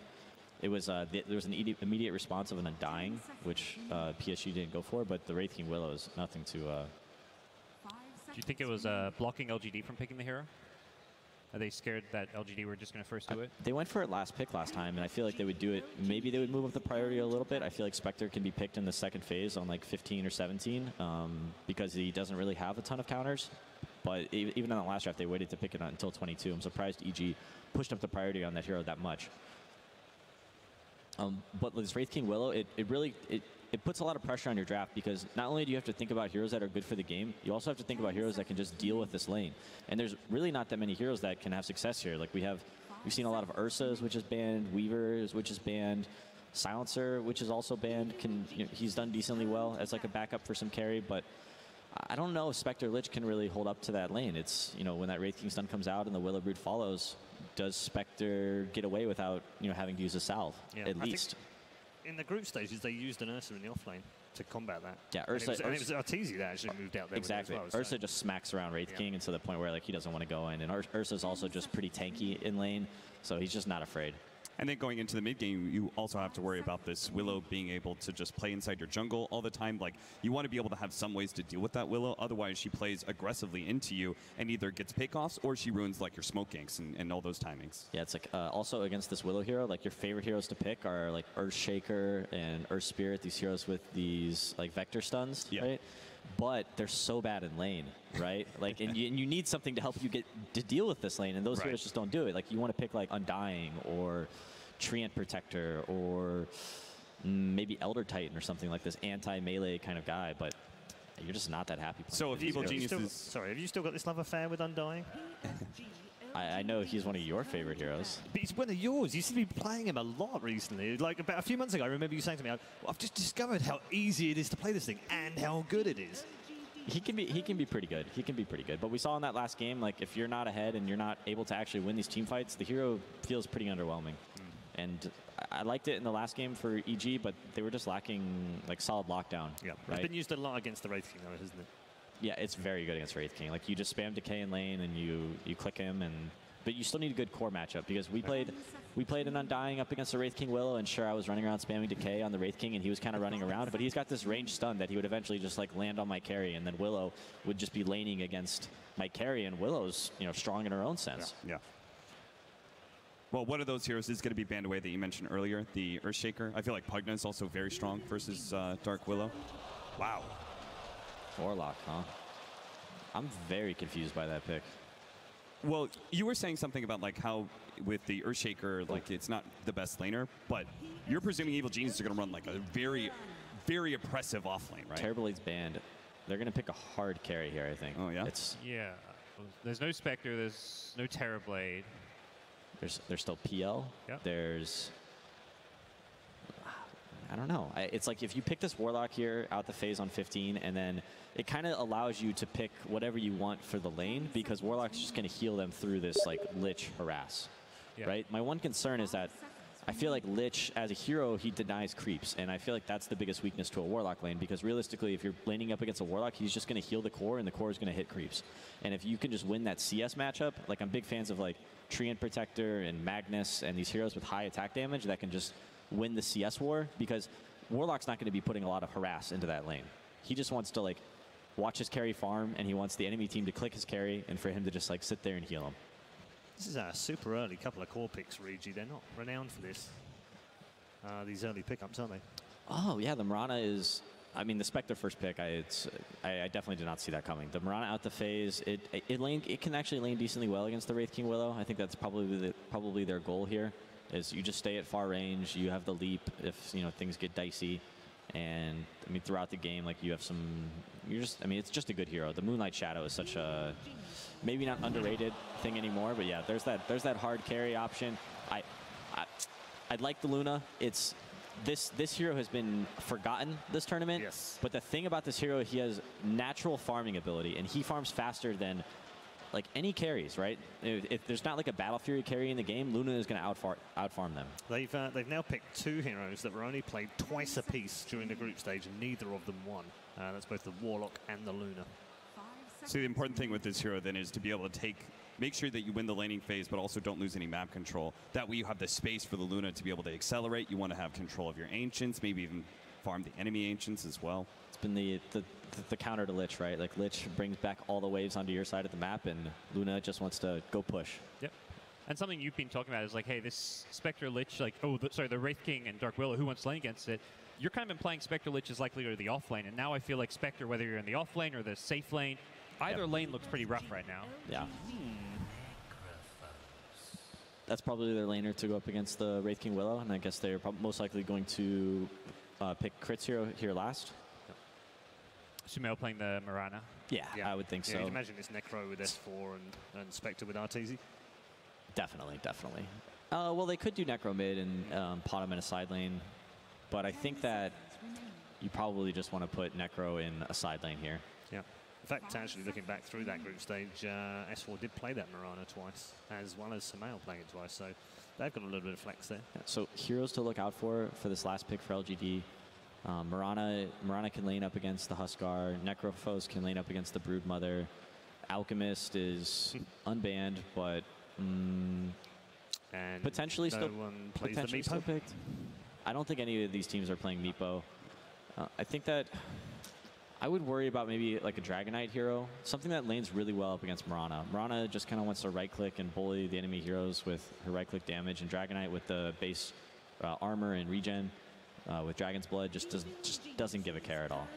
It also looks like they want to play very fast. Like with Luna and this Wraith King Dark Willow lane, they push towers. They do. They want to just Incredible. end this game before Spectre comes online. Yep. And I think that right now they're definitely like showing their hand. What are EG missing? Big team fight. Yeah, big team fight. Elder So tight. do you want a Tusk in there? Tusk actually just got banned. Oh, he did. Okay. So, you know, I like where your head's at. You're with it. Wyvern into any of these Dro or Luna lineups can always be a bit hard. They're going to be pushing into you pretty heavily. You need those really big team fight spells, right? Wyvern could work. Wyvern could work. There's the Phoenix as well, but that's only Fly playing that as well as the Lich. I feel like Crick could play some Phoenix, but it would be a little bit strange. I don't think we've seen him on that hero just yet. Lina ban, so maybe they do want to put the Necrophos mid. That's a traditional lane. It's a really good matchup for Lina throughout the game. Also, EG's really low on stuns right now. They've got Necro Scythe and Potem Arrow. Oh. There you go. There's some team fight, right? If you got the skills, I think Crit's got the skills. Oh yeah. His second most played hero of all time. He's 166 career games on that Rubik. It's a little bit weak in lane to Wraith King Dark Willow, but I think that the Necrophos will help them get through it. Well, ding dong, the Admiral's in town. Yep, and that's your Kunkka mid up against this Mirana with the Tidebringer auto attack. It's going to be so hard for Sumail to contest CS in this lane. Yeah, Arme's gone on to the Luna. Then Nova's on the Warlock, of course, and Chalice on the Wraith King. They're thinking about the hero matchups. I feel like maybe they're considering putting this Necro mid because I don't know how well Mirana's going to do in this matchup. Especially with the catch that Kunkka naturally gives you. I was thinking about Ember Spirit. I think like any sort of catch mechanisms for PSG.LGD, they just want to force these fights because they have the superior team fight so early. All right, so Sumail's going to go on the Necro here, and they are going to switch it up. S4 will move to the off lane with the Mirage.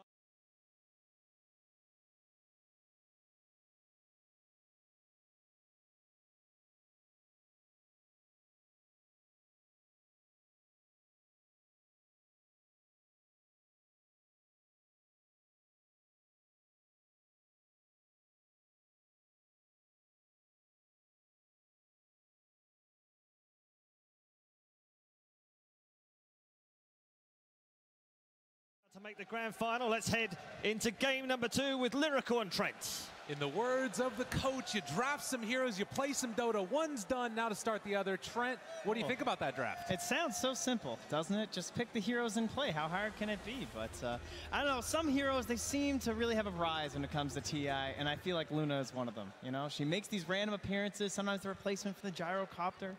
Sometimes you just need a little bit of aggression in that lane. All the hard carries were banned out, and so here she is, Nova, coming to join the party here, backed up by the ex-Nova Warlock.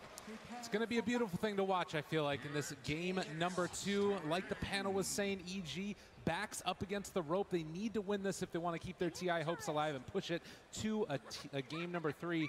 The other thing that I'm really curious about and I want to see is this Kunkka. I love this hero, always provides so much entertainment and maybe one of the best in the world at it. Yeah, certainly so, and all that catch, like, I think there was some hesitation about the Necrophos too, just gonna be a bit of a rough game, obviously, against a lot of magic damage there, coming out from the Dark Willow, from the Luna, from the Kunkka. Your Ghost Shroud is gonna be very risky this game. And you can see LGD spirits are high as they're cackling to themselves inside the booth, already feeling quite good about it.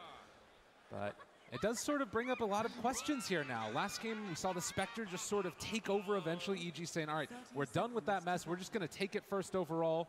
Do you think that that was the right decision? I mean, what are they sort of losing out on by taking the Spectre this early?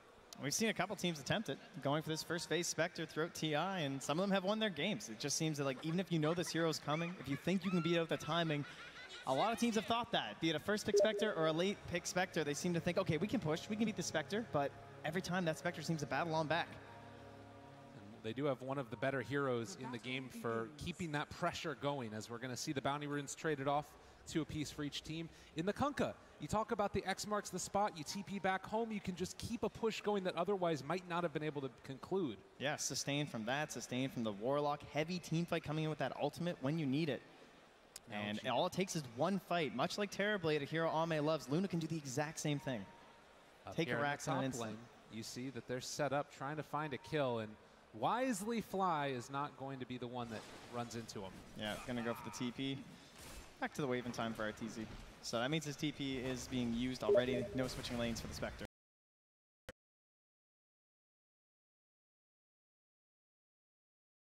Yeah, can be some tough issues there for Sumail, but as long as he can secure some denies and some molasses, of course the regen is there to help sustain against the constant harass of something like the Tiebringer.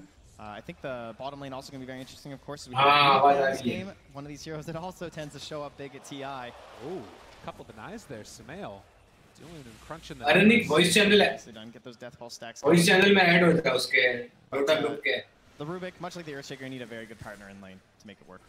Yeah, and it's going to be a little tough for him too. You look at this, you have the Lunar Blessing level 1. Dota Friends का chat का option है ना, उसमें DJ group आएगा, उसमें voice channel में add होता है. Going to pop that salve, and meanwhile, leaping forward. S4 wants to find a kill. The Fairy Fire keeping him alive for the moment with the right clicks coming through, and Crit taking first blood. Fantastic hero to get first blood on. They're already moving Crit over to the camp. Now he gets the first blood. These early items just so crucial, especially when you're starting relatively poor. Means he'll get into boots pretty early in this one. The player perspective में देख रहा हूँ, भी player perspective में want देख to रहा make है. sure that they can get these arrow creeps ready. Now doing a little bit of magic there with the creep wave as Crit trying to get the pull off and was able to succeed. There was a block there from the Radiant though. They put a sentry in the camp to ensure there wouldn't be a secondary stack there, and they'll have to take it out now from Crit. So nice play there from X-Nova. That will be worth it just to slow down the bigger creep spawning. ये support नहीं करता किसी को भी. Make it more difficult for EG to control the lane that way, as far as to actually tank up a lot of the wave. Yeah, so far, it's still RTZ not having the greatest time trying to last in on this tower. Wants to get a Quelling Blade. ये W तो off lane कर रहा है The यार. tower with the creeps. He hasn't been able to get to the side shop yet. Yeah, likewise for the Luna, not going all too well, but she does get a full wave now, so she'll catch on up and surpass RTZ in a moment here. Just trying to मैं Darius भी लूँगा तो W कर ले. over to contest for this pull. We saw such a good game from him last time on the Earthshaker. Can be a hero in this Dark Willow that can also make similar types of plays, just game-winning engagements. Yeah, they're having a hard time getting that pressure on the Spectre that you really want, though, right? You want this Wraith King stun into the Bramble instantly, all of this punishment, but the Lich always able to hold back the wave, be it by sacrifice or be it by just simply pulling the camp. When it is out this far, though, that's where RTZ has to be very cautious. Yeah. Mid lane still just trading farm, and Sumail, staying true to his sort of mantra, is going to be able to lead in the CS right now. 17 and 7, another deny there. Look at his itemization. He already has the double null going, has a wand and a Fairy Fire too, so plenty of damage stacked on this Necrophos. Sort of, you keep giving him these tools with the heal onto his own creeps, you can kind of mess up the CS that normally looks easy for a Kunkka. अरे Gravely DG group है ना. 3 minutes in now, we see down bottom, there hasn't been that much more aggression, but as we've seen already, the leap charges could come out and possibly spell doom to X-Nova if he steps too far forward. Yeah, much like how Ame went down, it can just be over in an instant, but trying to keep their HP topped up. You can see X-Nova not really prioritizing himself at all with the heals, trying to get by on only tangos, maybe thinking he can get them to go on him here. He's playing very aggressively. And the arrow comes out, they found him. A quick hit there onto X-Nova, and he dies. Maybe out of practice on the Warlock. I feel like when Warlock's been successful, you got to stay in the box. You don't leave the tower. Anytime you wander around there, that's when you go down. अरे Grave उसको बता दे कैसे करना है. Have to come back to lane again. Meanwhile, mid, maybe sort of abusing for the moment, as we see there. And again, the CS mess up caused by Sumail. It's the X mark and then TP back, come back with full HP, as well as a bracer. Yeah, maybe heavily suffering here, though. Very cool matchup. Play by Sumail as he's pushing him further back, and he just TP'd. He's going to have to use up this Tango, and now kind of needs to play scared once Sumail gets 6. Yeah. Likewise, though, again, that whole magic damage, there's certainly a big swing around when it comes to the levels stacking up on top of this Kunkka, going for big boat combos. Necros has to be cautious not to get fully one-shotted. If there's a roaming rotation with the Dark Willow as well, there won't be any time to go Shroud. Spectre भाग गया यार. Ame caught. In trouble. Ame chased down and एक hit और kill. Look at S4. So far past the wave there.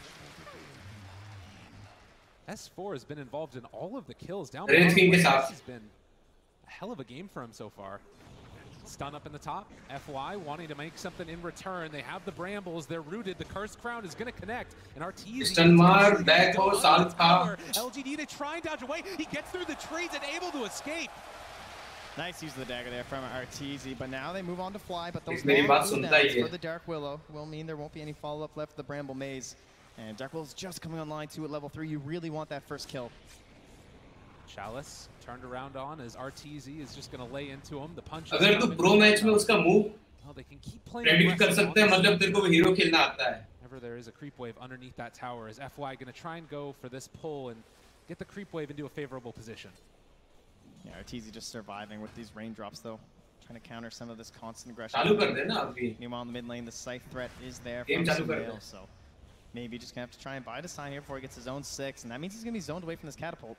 Sumail is doing so good on देख this. मेरा पहला prediction सही हो गया. Keeps on getting denies on the creeps, and that's sort of the reason, one of the Last reasons hits, yeah, denies he's वाला. Oh, a lane dominator with that Tidebringer. Yeah, and I'm surprised he's able to play so aggressive too. He just has full confidence in this lane that there won't be a rotation coming in from FY, because if he does get caught by a torrent into a bramble maze, there is some potential there if there's not enough stacks on the magic wand. Farming out, trying to deal with those.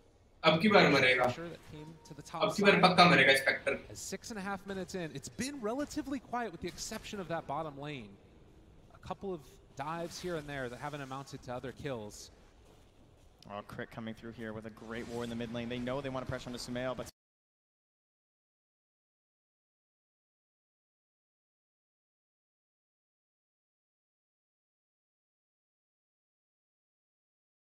ये भी मरा.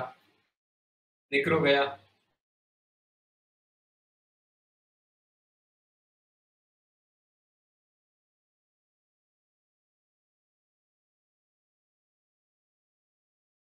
भाई क्या W के है. 2 किल ले लिया. हाँ कर ले. गेम में कॉल काटते उसमें ग्रुप में.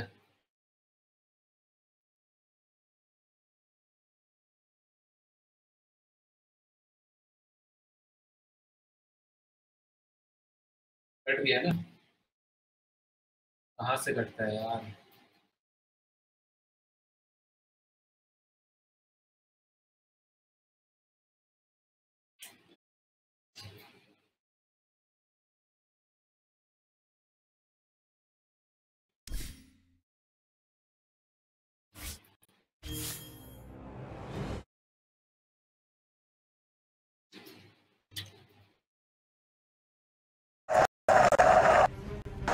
So well, but EG much the end.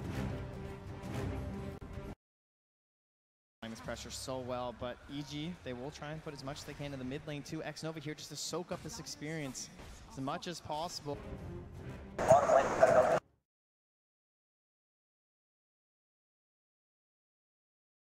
Hold back for the moment.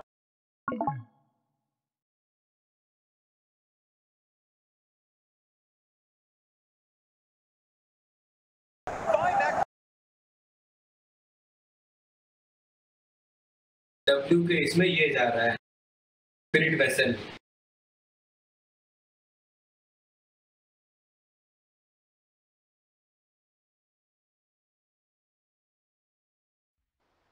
Radiant's bottom tower is under attack. तेरा माइक बंद कैसे हो गया? Minutes into this one, it's 9 kills.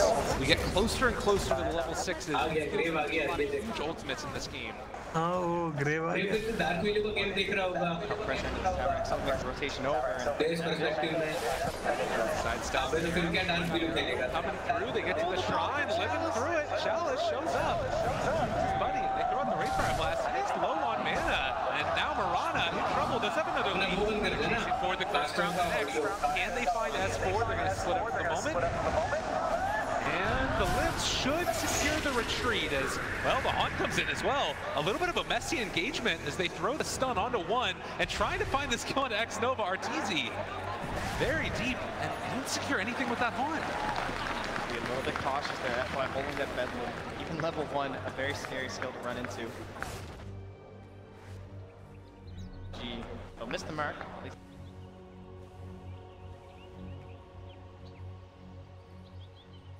B with that ice armor.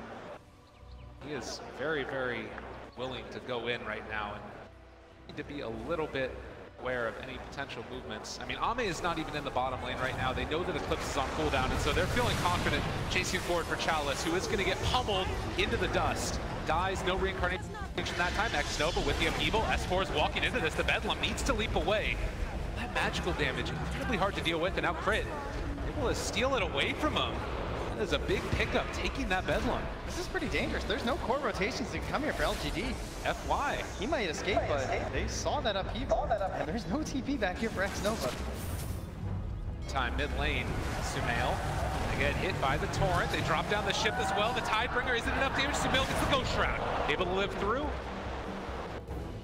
Playing to the absolute limit there, and that's now 50 seconds where maybe it won't be around to get successful kills or maybe even defend that bottom tower. But X-Nova, he held it strong. They'll rotate Chalice back down there. Now has the reincarnation back, a better chance at actually Ame with that eclipse. I mean, this is really sort of the scary thing, I would say, about the draft from LGD is Luna's kind of been left alone to free farm over the last couple of minutes. Didn't have the best laning stage in the world, but now starting to catch up a bit. Somnus holding on to a DD. Yeah, it still takes quite a bit for the Luna though, so we're back to that same game one plan, right? It's now up to maybe to try and make these plays across the game. Kunkka doesn't quite have the ultimate backup, but in combination with the Dark Will, this is an insane amount of damage for a Spectre. Been up top. Trying to find him, FY's spray. So hard to play in the trees in the versus jungle. this bramble. Want to find him. There's also Ame in the area, and Arteezy not showing on map, is able to dodge away from that gank. If he shows here, though, for even a moment, Ame might make the call for them to rotate in, and Heroes moving down to the south. Arteezy shows the chase coming. Crit is there as well. He has the Bedlam. They take down the Luna right at the get-go, but now they have the X, the Torrent, the boat. It's going to come out again in a second, but no, it's only on to one, and Arteezy just TPing away. They drop down the chaotic offering. The boat on top of it. Arteezy cut kill. A relatively even trade in the end there, as they of course lost their Luna 2, but pleased with getting the turnaround there from LGD, as there was a gold lead there for the Radiant, or for the Dire rather, so you get a bonus there. Happening to Radiant's bottom tower. Ward placed down here from Fly. Looks like it might have been spotted by, possibly not. Rather close. Kind of a cool ability from the Wraith, going right into the Spirit Vessel. That arrow dodge might alert for the presence of wards in the area, but I just saw it coming. And with the hood already picked up for Sumail, he's building layers here. He's opting for the Veil after. And that means he's going to be pretty late on any sort of a Yules or something. Here on Chalice. But with how much they're brawling, this idea of just sustain, trying to sustain when Luna's ready to go with that Mask of Madness.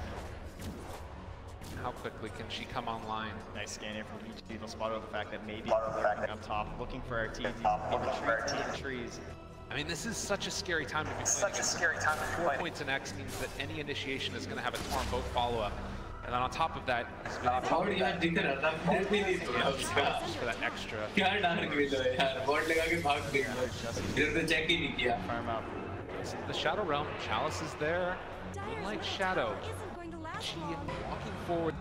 They see FY in the area, steal away the Wraith Fire Blast. It looks like they're going to go for Chalice first, while also trying to take down the kill on FY. 2 big kills.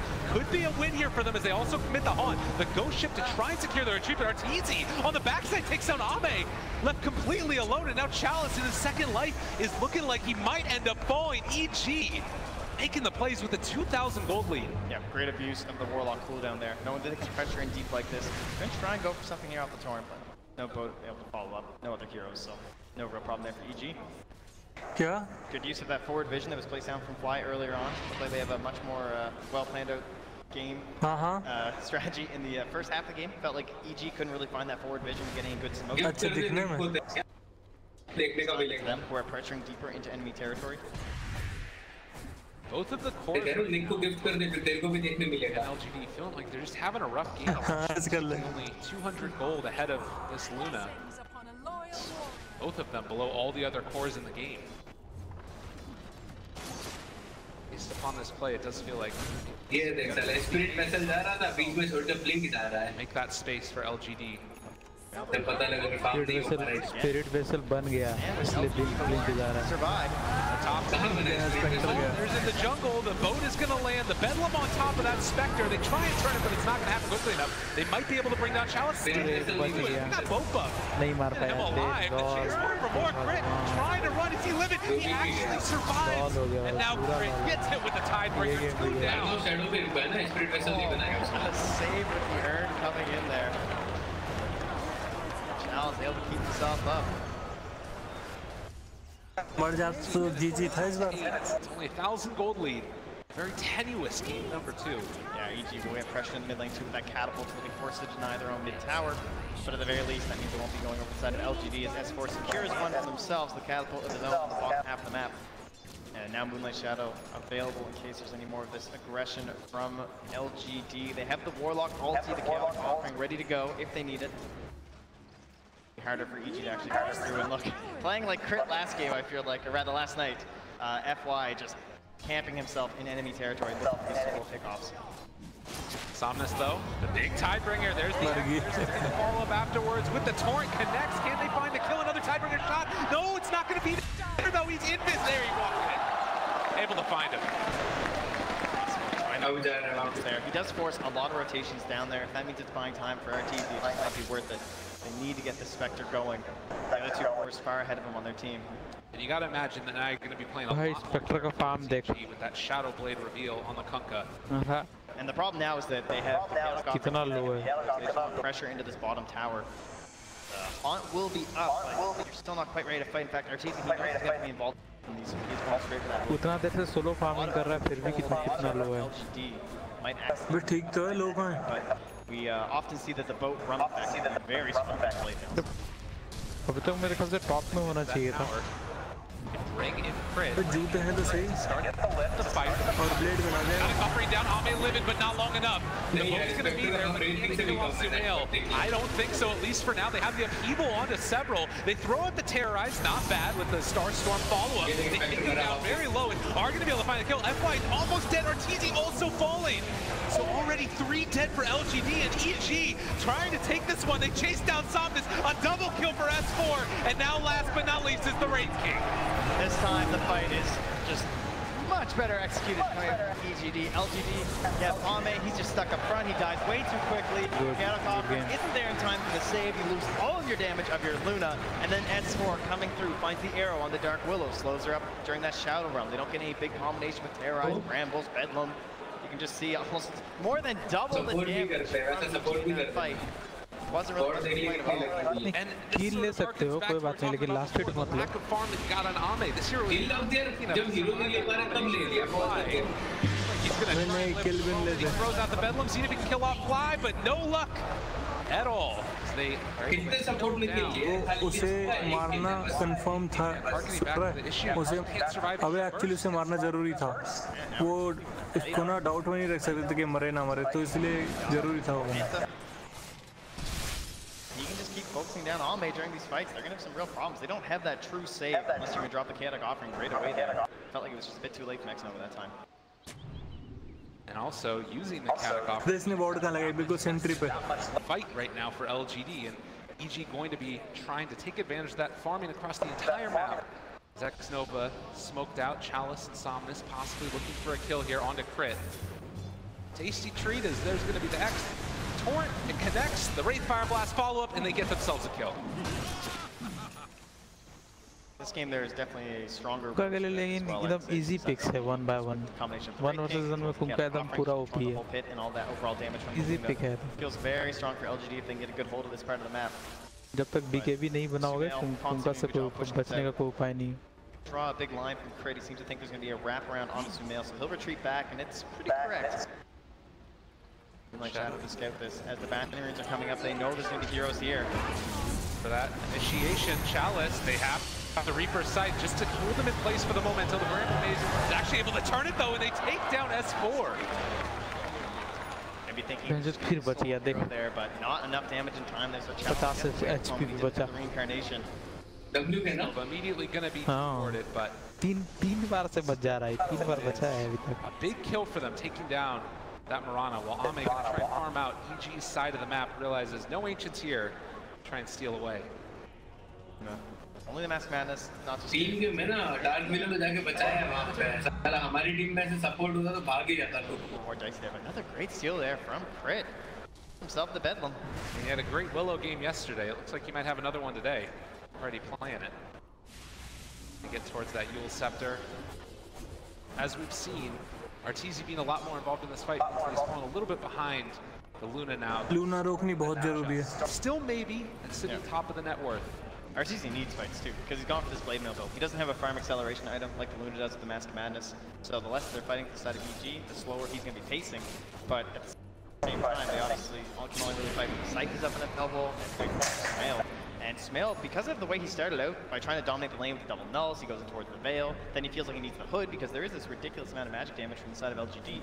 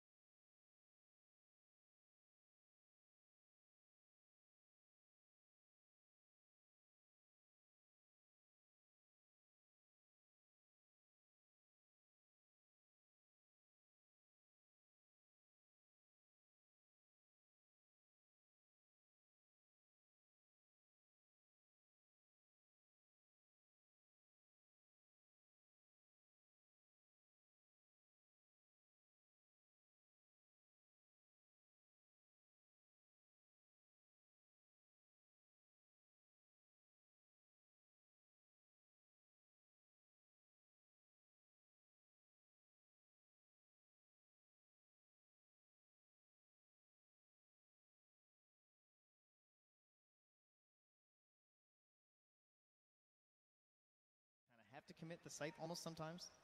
See if you can burst him down, but then there's going to be this rum reduction, and maybe he's going to be trying to make as much space as possible in combination with Chalice. These BKBs are pretty brutal. Looks like that smoke was spotted from the side of EG. They draw a line predicting that they were going straight towards Roche and then onto the high ground, but won't be correct. They're actually wrapping around the other way. So EG going to be trying to hold this high ground here and set up for a big arrow play here from S4 potentially. Yeah. Trying to bait out Fly at the forefront. Well, in the last couple of minutes, you did see the Spectre get to level 15, getting into more of those stats. Just all of these items and abilities to try and keep him alive. I believe we call this the Dangler. The smoked up entire team around Sumail right now. Like, oh, they wanted smoke. You know, they're trying to find this big kill. So we're going to sit all around him. Somnus, maybe going to take the bait.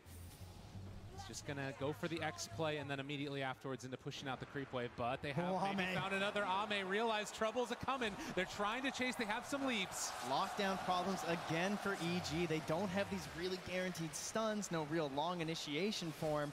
I mean, you look at LGD, those kind of moments, you can just drop the rock. You can try and throw it a Curse Crown, at least give some chance of a chase. Or you can even go for an X-Mark. Nothing that's too simple right now for EG. And now a Blade Mail picked up for Chalice. Plenty of uncontrollable damage on the side of EG as well. But at the very least, that big rotation did secure this tower. They've gone for the beating, but Arteezy. He's caught again. There's the X, there's the Torrent, everything connects. He's falling out. No, he haunts away, but still going to be killed off. Neutral creep denied. Oh, Arteezy finds Ame doing the Ancients, and the Prowlers he hates saves his bacon and get the kill. The boys finally pay off for old Arteezy. They got him. Random in the All-Star match, but here it happens. It's still going to be a BKB finished off for Ame. No, he's spotted out here, though. Will use the BKB. Just going to run after Sumail, but needs to get out of there. Yeah, there is a Yule Scepter there, so a little bit difficult to go for that kill in combination with the Yules, and then he's going to have the Death Pulse to go with his Ghost Shroud, so backing away likely the best choice. And they'll be happy on EG2 that they at least burned that 10-second BKB. Still a 3,000 gold lead for LGD as Somnus looking for initiation onto Fly, but can't quite get in range for that X. They have burned through a couple of those BKB charges already as they will head to the top side. Yeah, Chalice and his army are just pushing in this tower. He is the reincarnation, he's a Blade Mail. not an easy target to force off here as the Skellies go to work. I mean, it's just really hard to deal with this Wraith King who can keep aggressive no matter what's happening. And if you happen to step up to try and defend, blink stun. And you heard PBD talking on the panel about these heroes you want versus the Dark Willow. They don't have any of those heroes that can really target you down. Basically, it has to be an arrow or something stolen from Crit. And that's why FY can just camp that high ground and live there forever. Curse Crown, the Eul Scepter afterwards, but movement in. They just use the Euls. Crit finds the lift, but can they find any more? The X, the Torrent, he's going to Euls himself, keeping himself away from that boat, but there is a heck of a lot of heroes right after him, and the Chain Frost, they're able to walk away from it though, popping that Haster, and Somnus dodges away from the arrow as well. Chalice still living through this and thinking about want to take the fight. There's going to be the ulti down, the Terrorize as well, on to 3, they're all fatal bonded together. Chalice trying to chase, can they kill him off in time? S4 also caught, under fire, falling to the grave.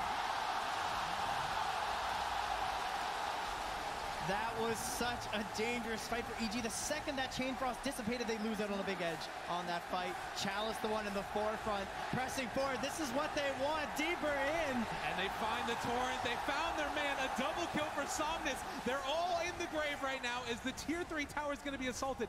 And it changes just like that. The danger of the Luna. Yes, you can buy back on the Spectre, but what can you achieve without the Haunt? It's coming back now, but it's too late. And the tier 3 tower down. It is now Barracks that are falling. They have buybacks on 2 of their heroes, but this could potentially be another tier 3 tower. Oh, the only answers they could have had in that last fight, maybe a big steal or something from Crit. There's so much pressure on this Rubik, but they were so fast on the upheaval afterward. No chance the Chaotic offering. Maybe you can find one now, but they're 2 racks down. You can hear the crowd here, loving every second of it. The LGD fans and EG needing to find some type of another answer. This is the lower bracket final. Never say die. You have a Spectre. This hero has done it before. EG will be playing to the bitter end. And they got to find some big plays right now to Sumail. He wasn't able to go for that greedy play on the Radiance. He did have to step back for this Euls. We've seen it useful a couple times. It means that the Spirit Vessel won't just simply destroy him. They need to find big Reaper Scythe kills. They need the big steals from Crit. Everyone needs to play at 200% right now because you're down 16K at 30 minutes. Suddenly you see the balloon up in levels. You're getting close to level 20 talents for all of the cores of LGD. And the highest level hero on EG right now is 18 on Sumail with that Necrophos. So we take another look at the fight. And again, you look at this, it feels like this could just potentially be one hero picked off, but they feel like they can fight. Yeah, and then this is what happens, is maybe Space himself, the Chain Frost is now gone. Chalice is the one in front. This is an ideal setup of a fight for LGD. What more do you ask for? I mean, look at that, instantly there was a steal from Crit, but how fast was that upheaval? No chance of the counterplay. Great showing there from the Warlock. X-Nova, he was the big pickup for LGD in January. Was able to make sure that they couldn't turn that fight around against them, getting that upheaval off. And now the Roshan secured. Just playing out the game right now for LGD. Those basic mechanics that you know, how to win a game in Dota when you're ahead, but on the big stage, just one little thing can turn everything awry. So they have to be careful. 30-minute mark with Roche picked up now. And possibly Ame ready to just, if they want to, clear off the rest of the shrines too. Shut down the map, constrict EG, and make sure their movements not going to bear fruit. Yeah, Ame, he's already secured himself with the BKB. Now he's going back in towards that butterfly instead for the extra armor, the evasion, trying to go defensive on both edges there for the physical and the magical. And all they really feel like they're going to need is that last set of racks. The mega creeps feel devastating in this match for EG. But they're still a tier 1 and a tier 2 to get through. But EG at the same time, they can't just give away all their lives or they will just throne you. 18,000 net worth lead right now. EG up against the wall. They just need to keep trying to get whatever farm they can. Obviously, every time they leave the safety of their base, Somnus is potentially a threat.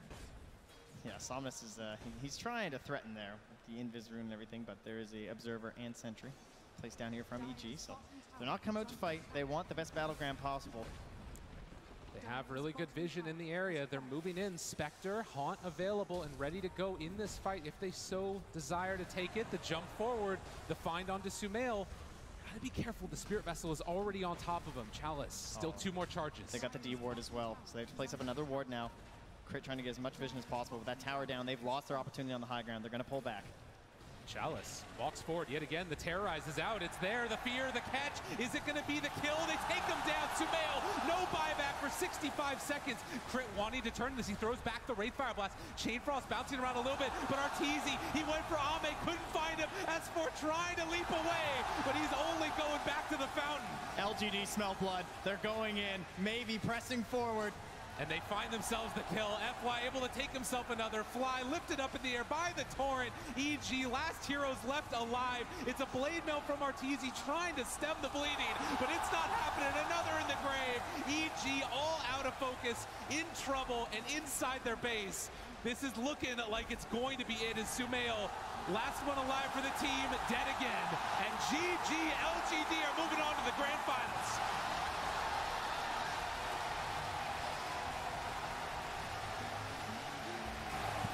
LGD just looking like the better team today. A fantastic draft. The Warlock guarding the Luna, giving themselves a great chance there, moving forward. A couple slip-ups there at the beginning, couldn't quite find their footing, but once this ball got rolling, EG just couldn't stop it. There you have it. The winners make their way out to shake hands with EG.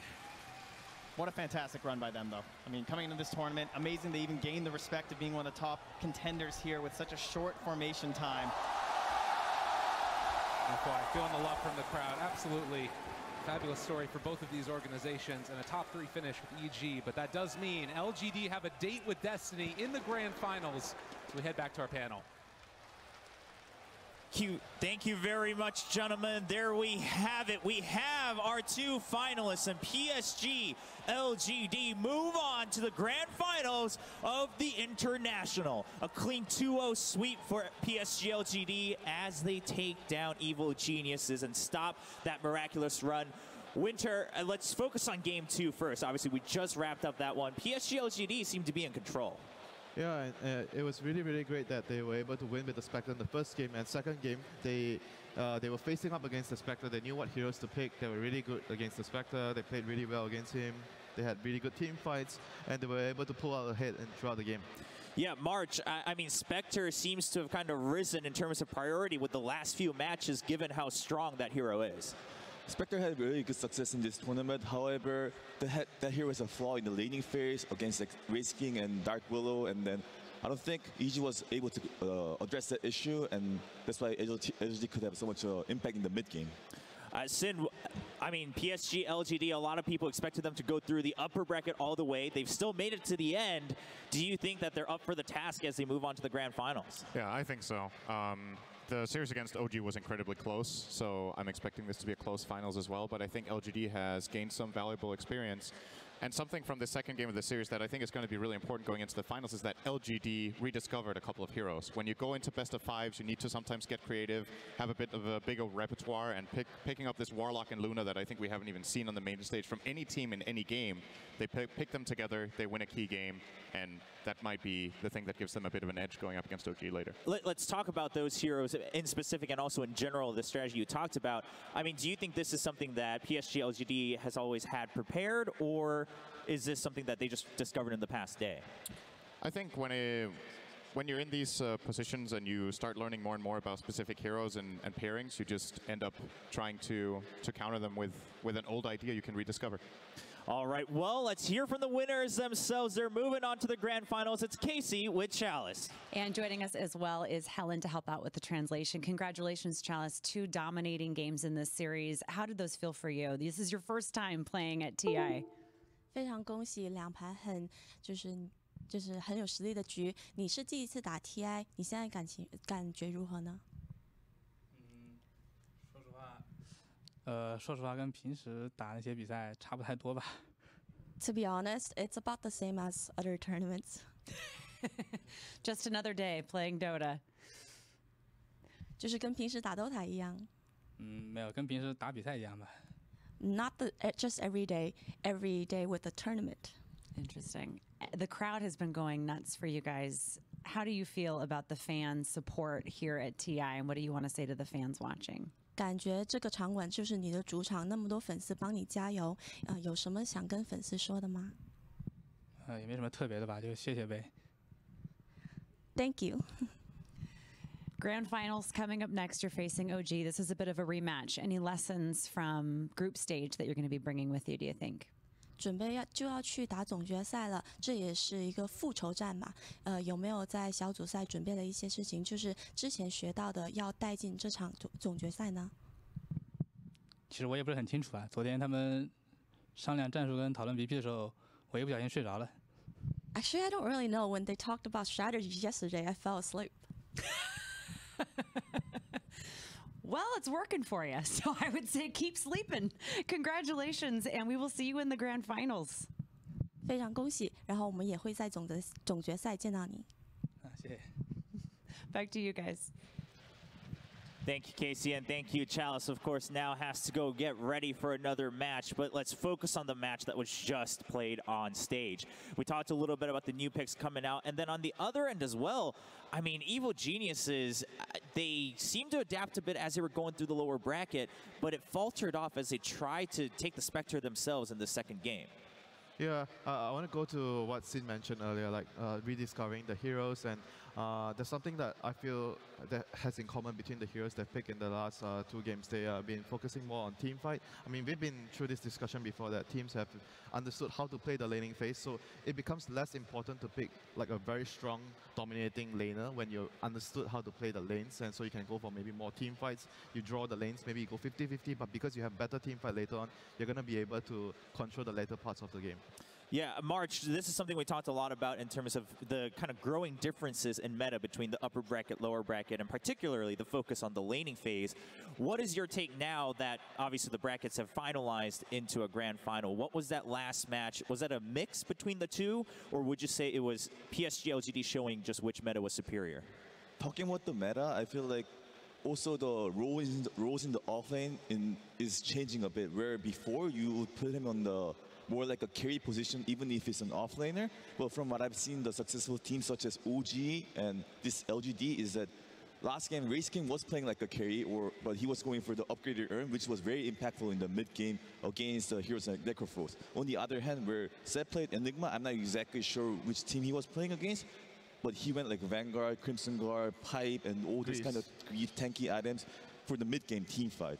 So I feel like it's kind of changing back to past few months ago, where offlaners would just lane and get a lot of team fights items, to where this position 1 and 2 can shine more. All right, well, Sin, EG, obviously still a great run, although it falls just short of another finals for them. I mean, is this a result that you think a lot of people expected from EG, or is it well above expectations? I think it's really hard to say, right? They look great toward the end of the NA qualifiers. They go into this tournament. They have an excellent group stage. I think after the group stage, expectations definitely rose. Going into the tournament, you say, is EG going to get top 3? I think a lot of people would have said, no, they will not do this. After the group stage, it seemed relatively likely that they could place this high. So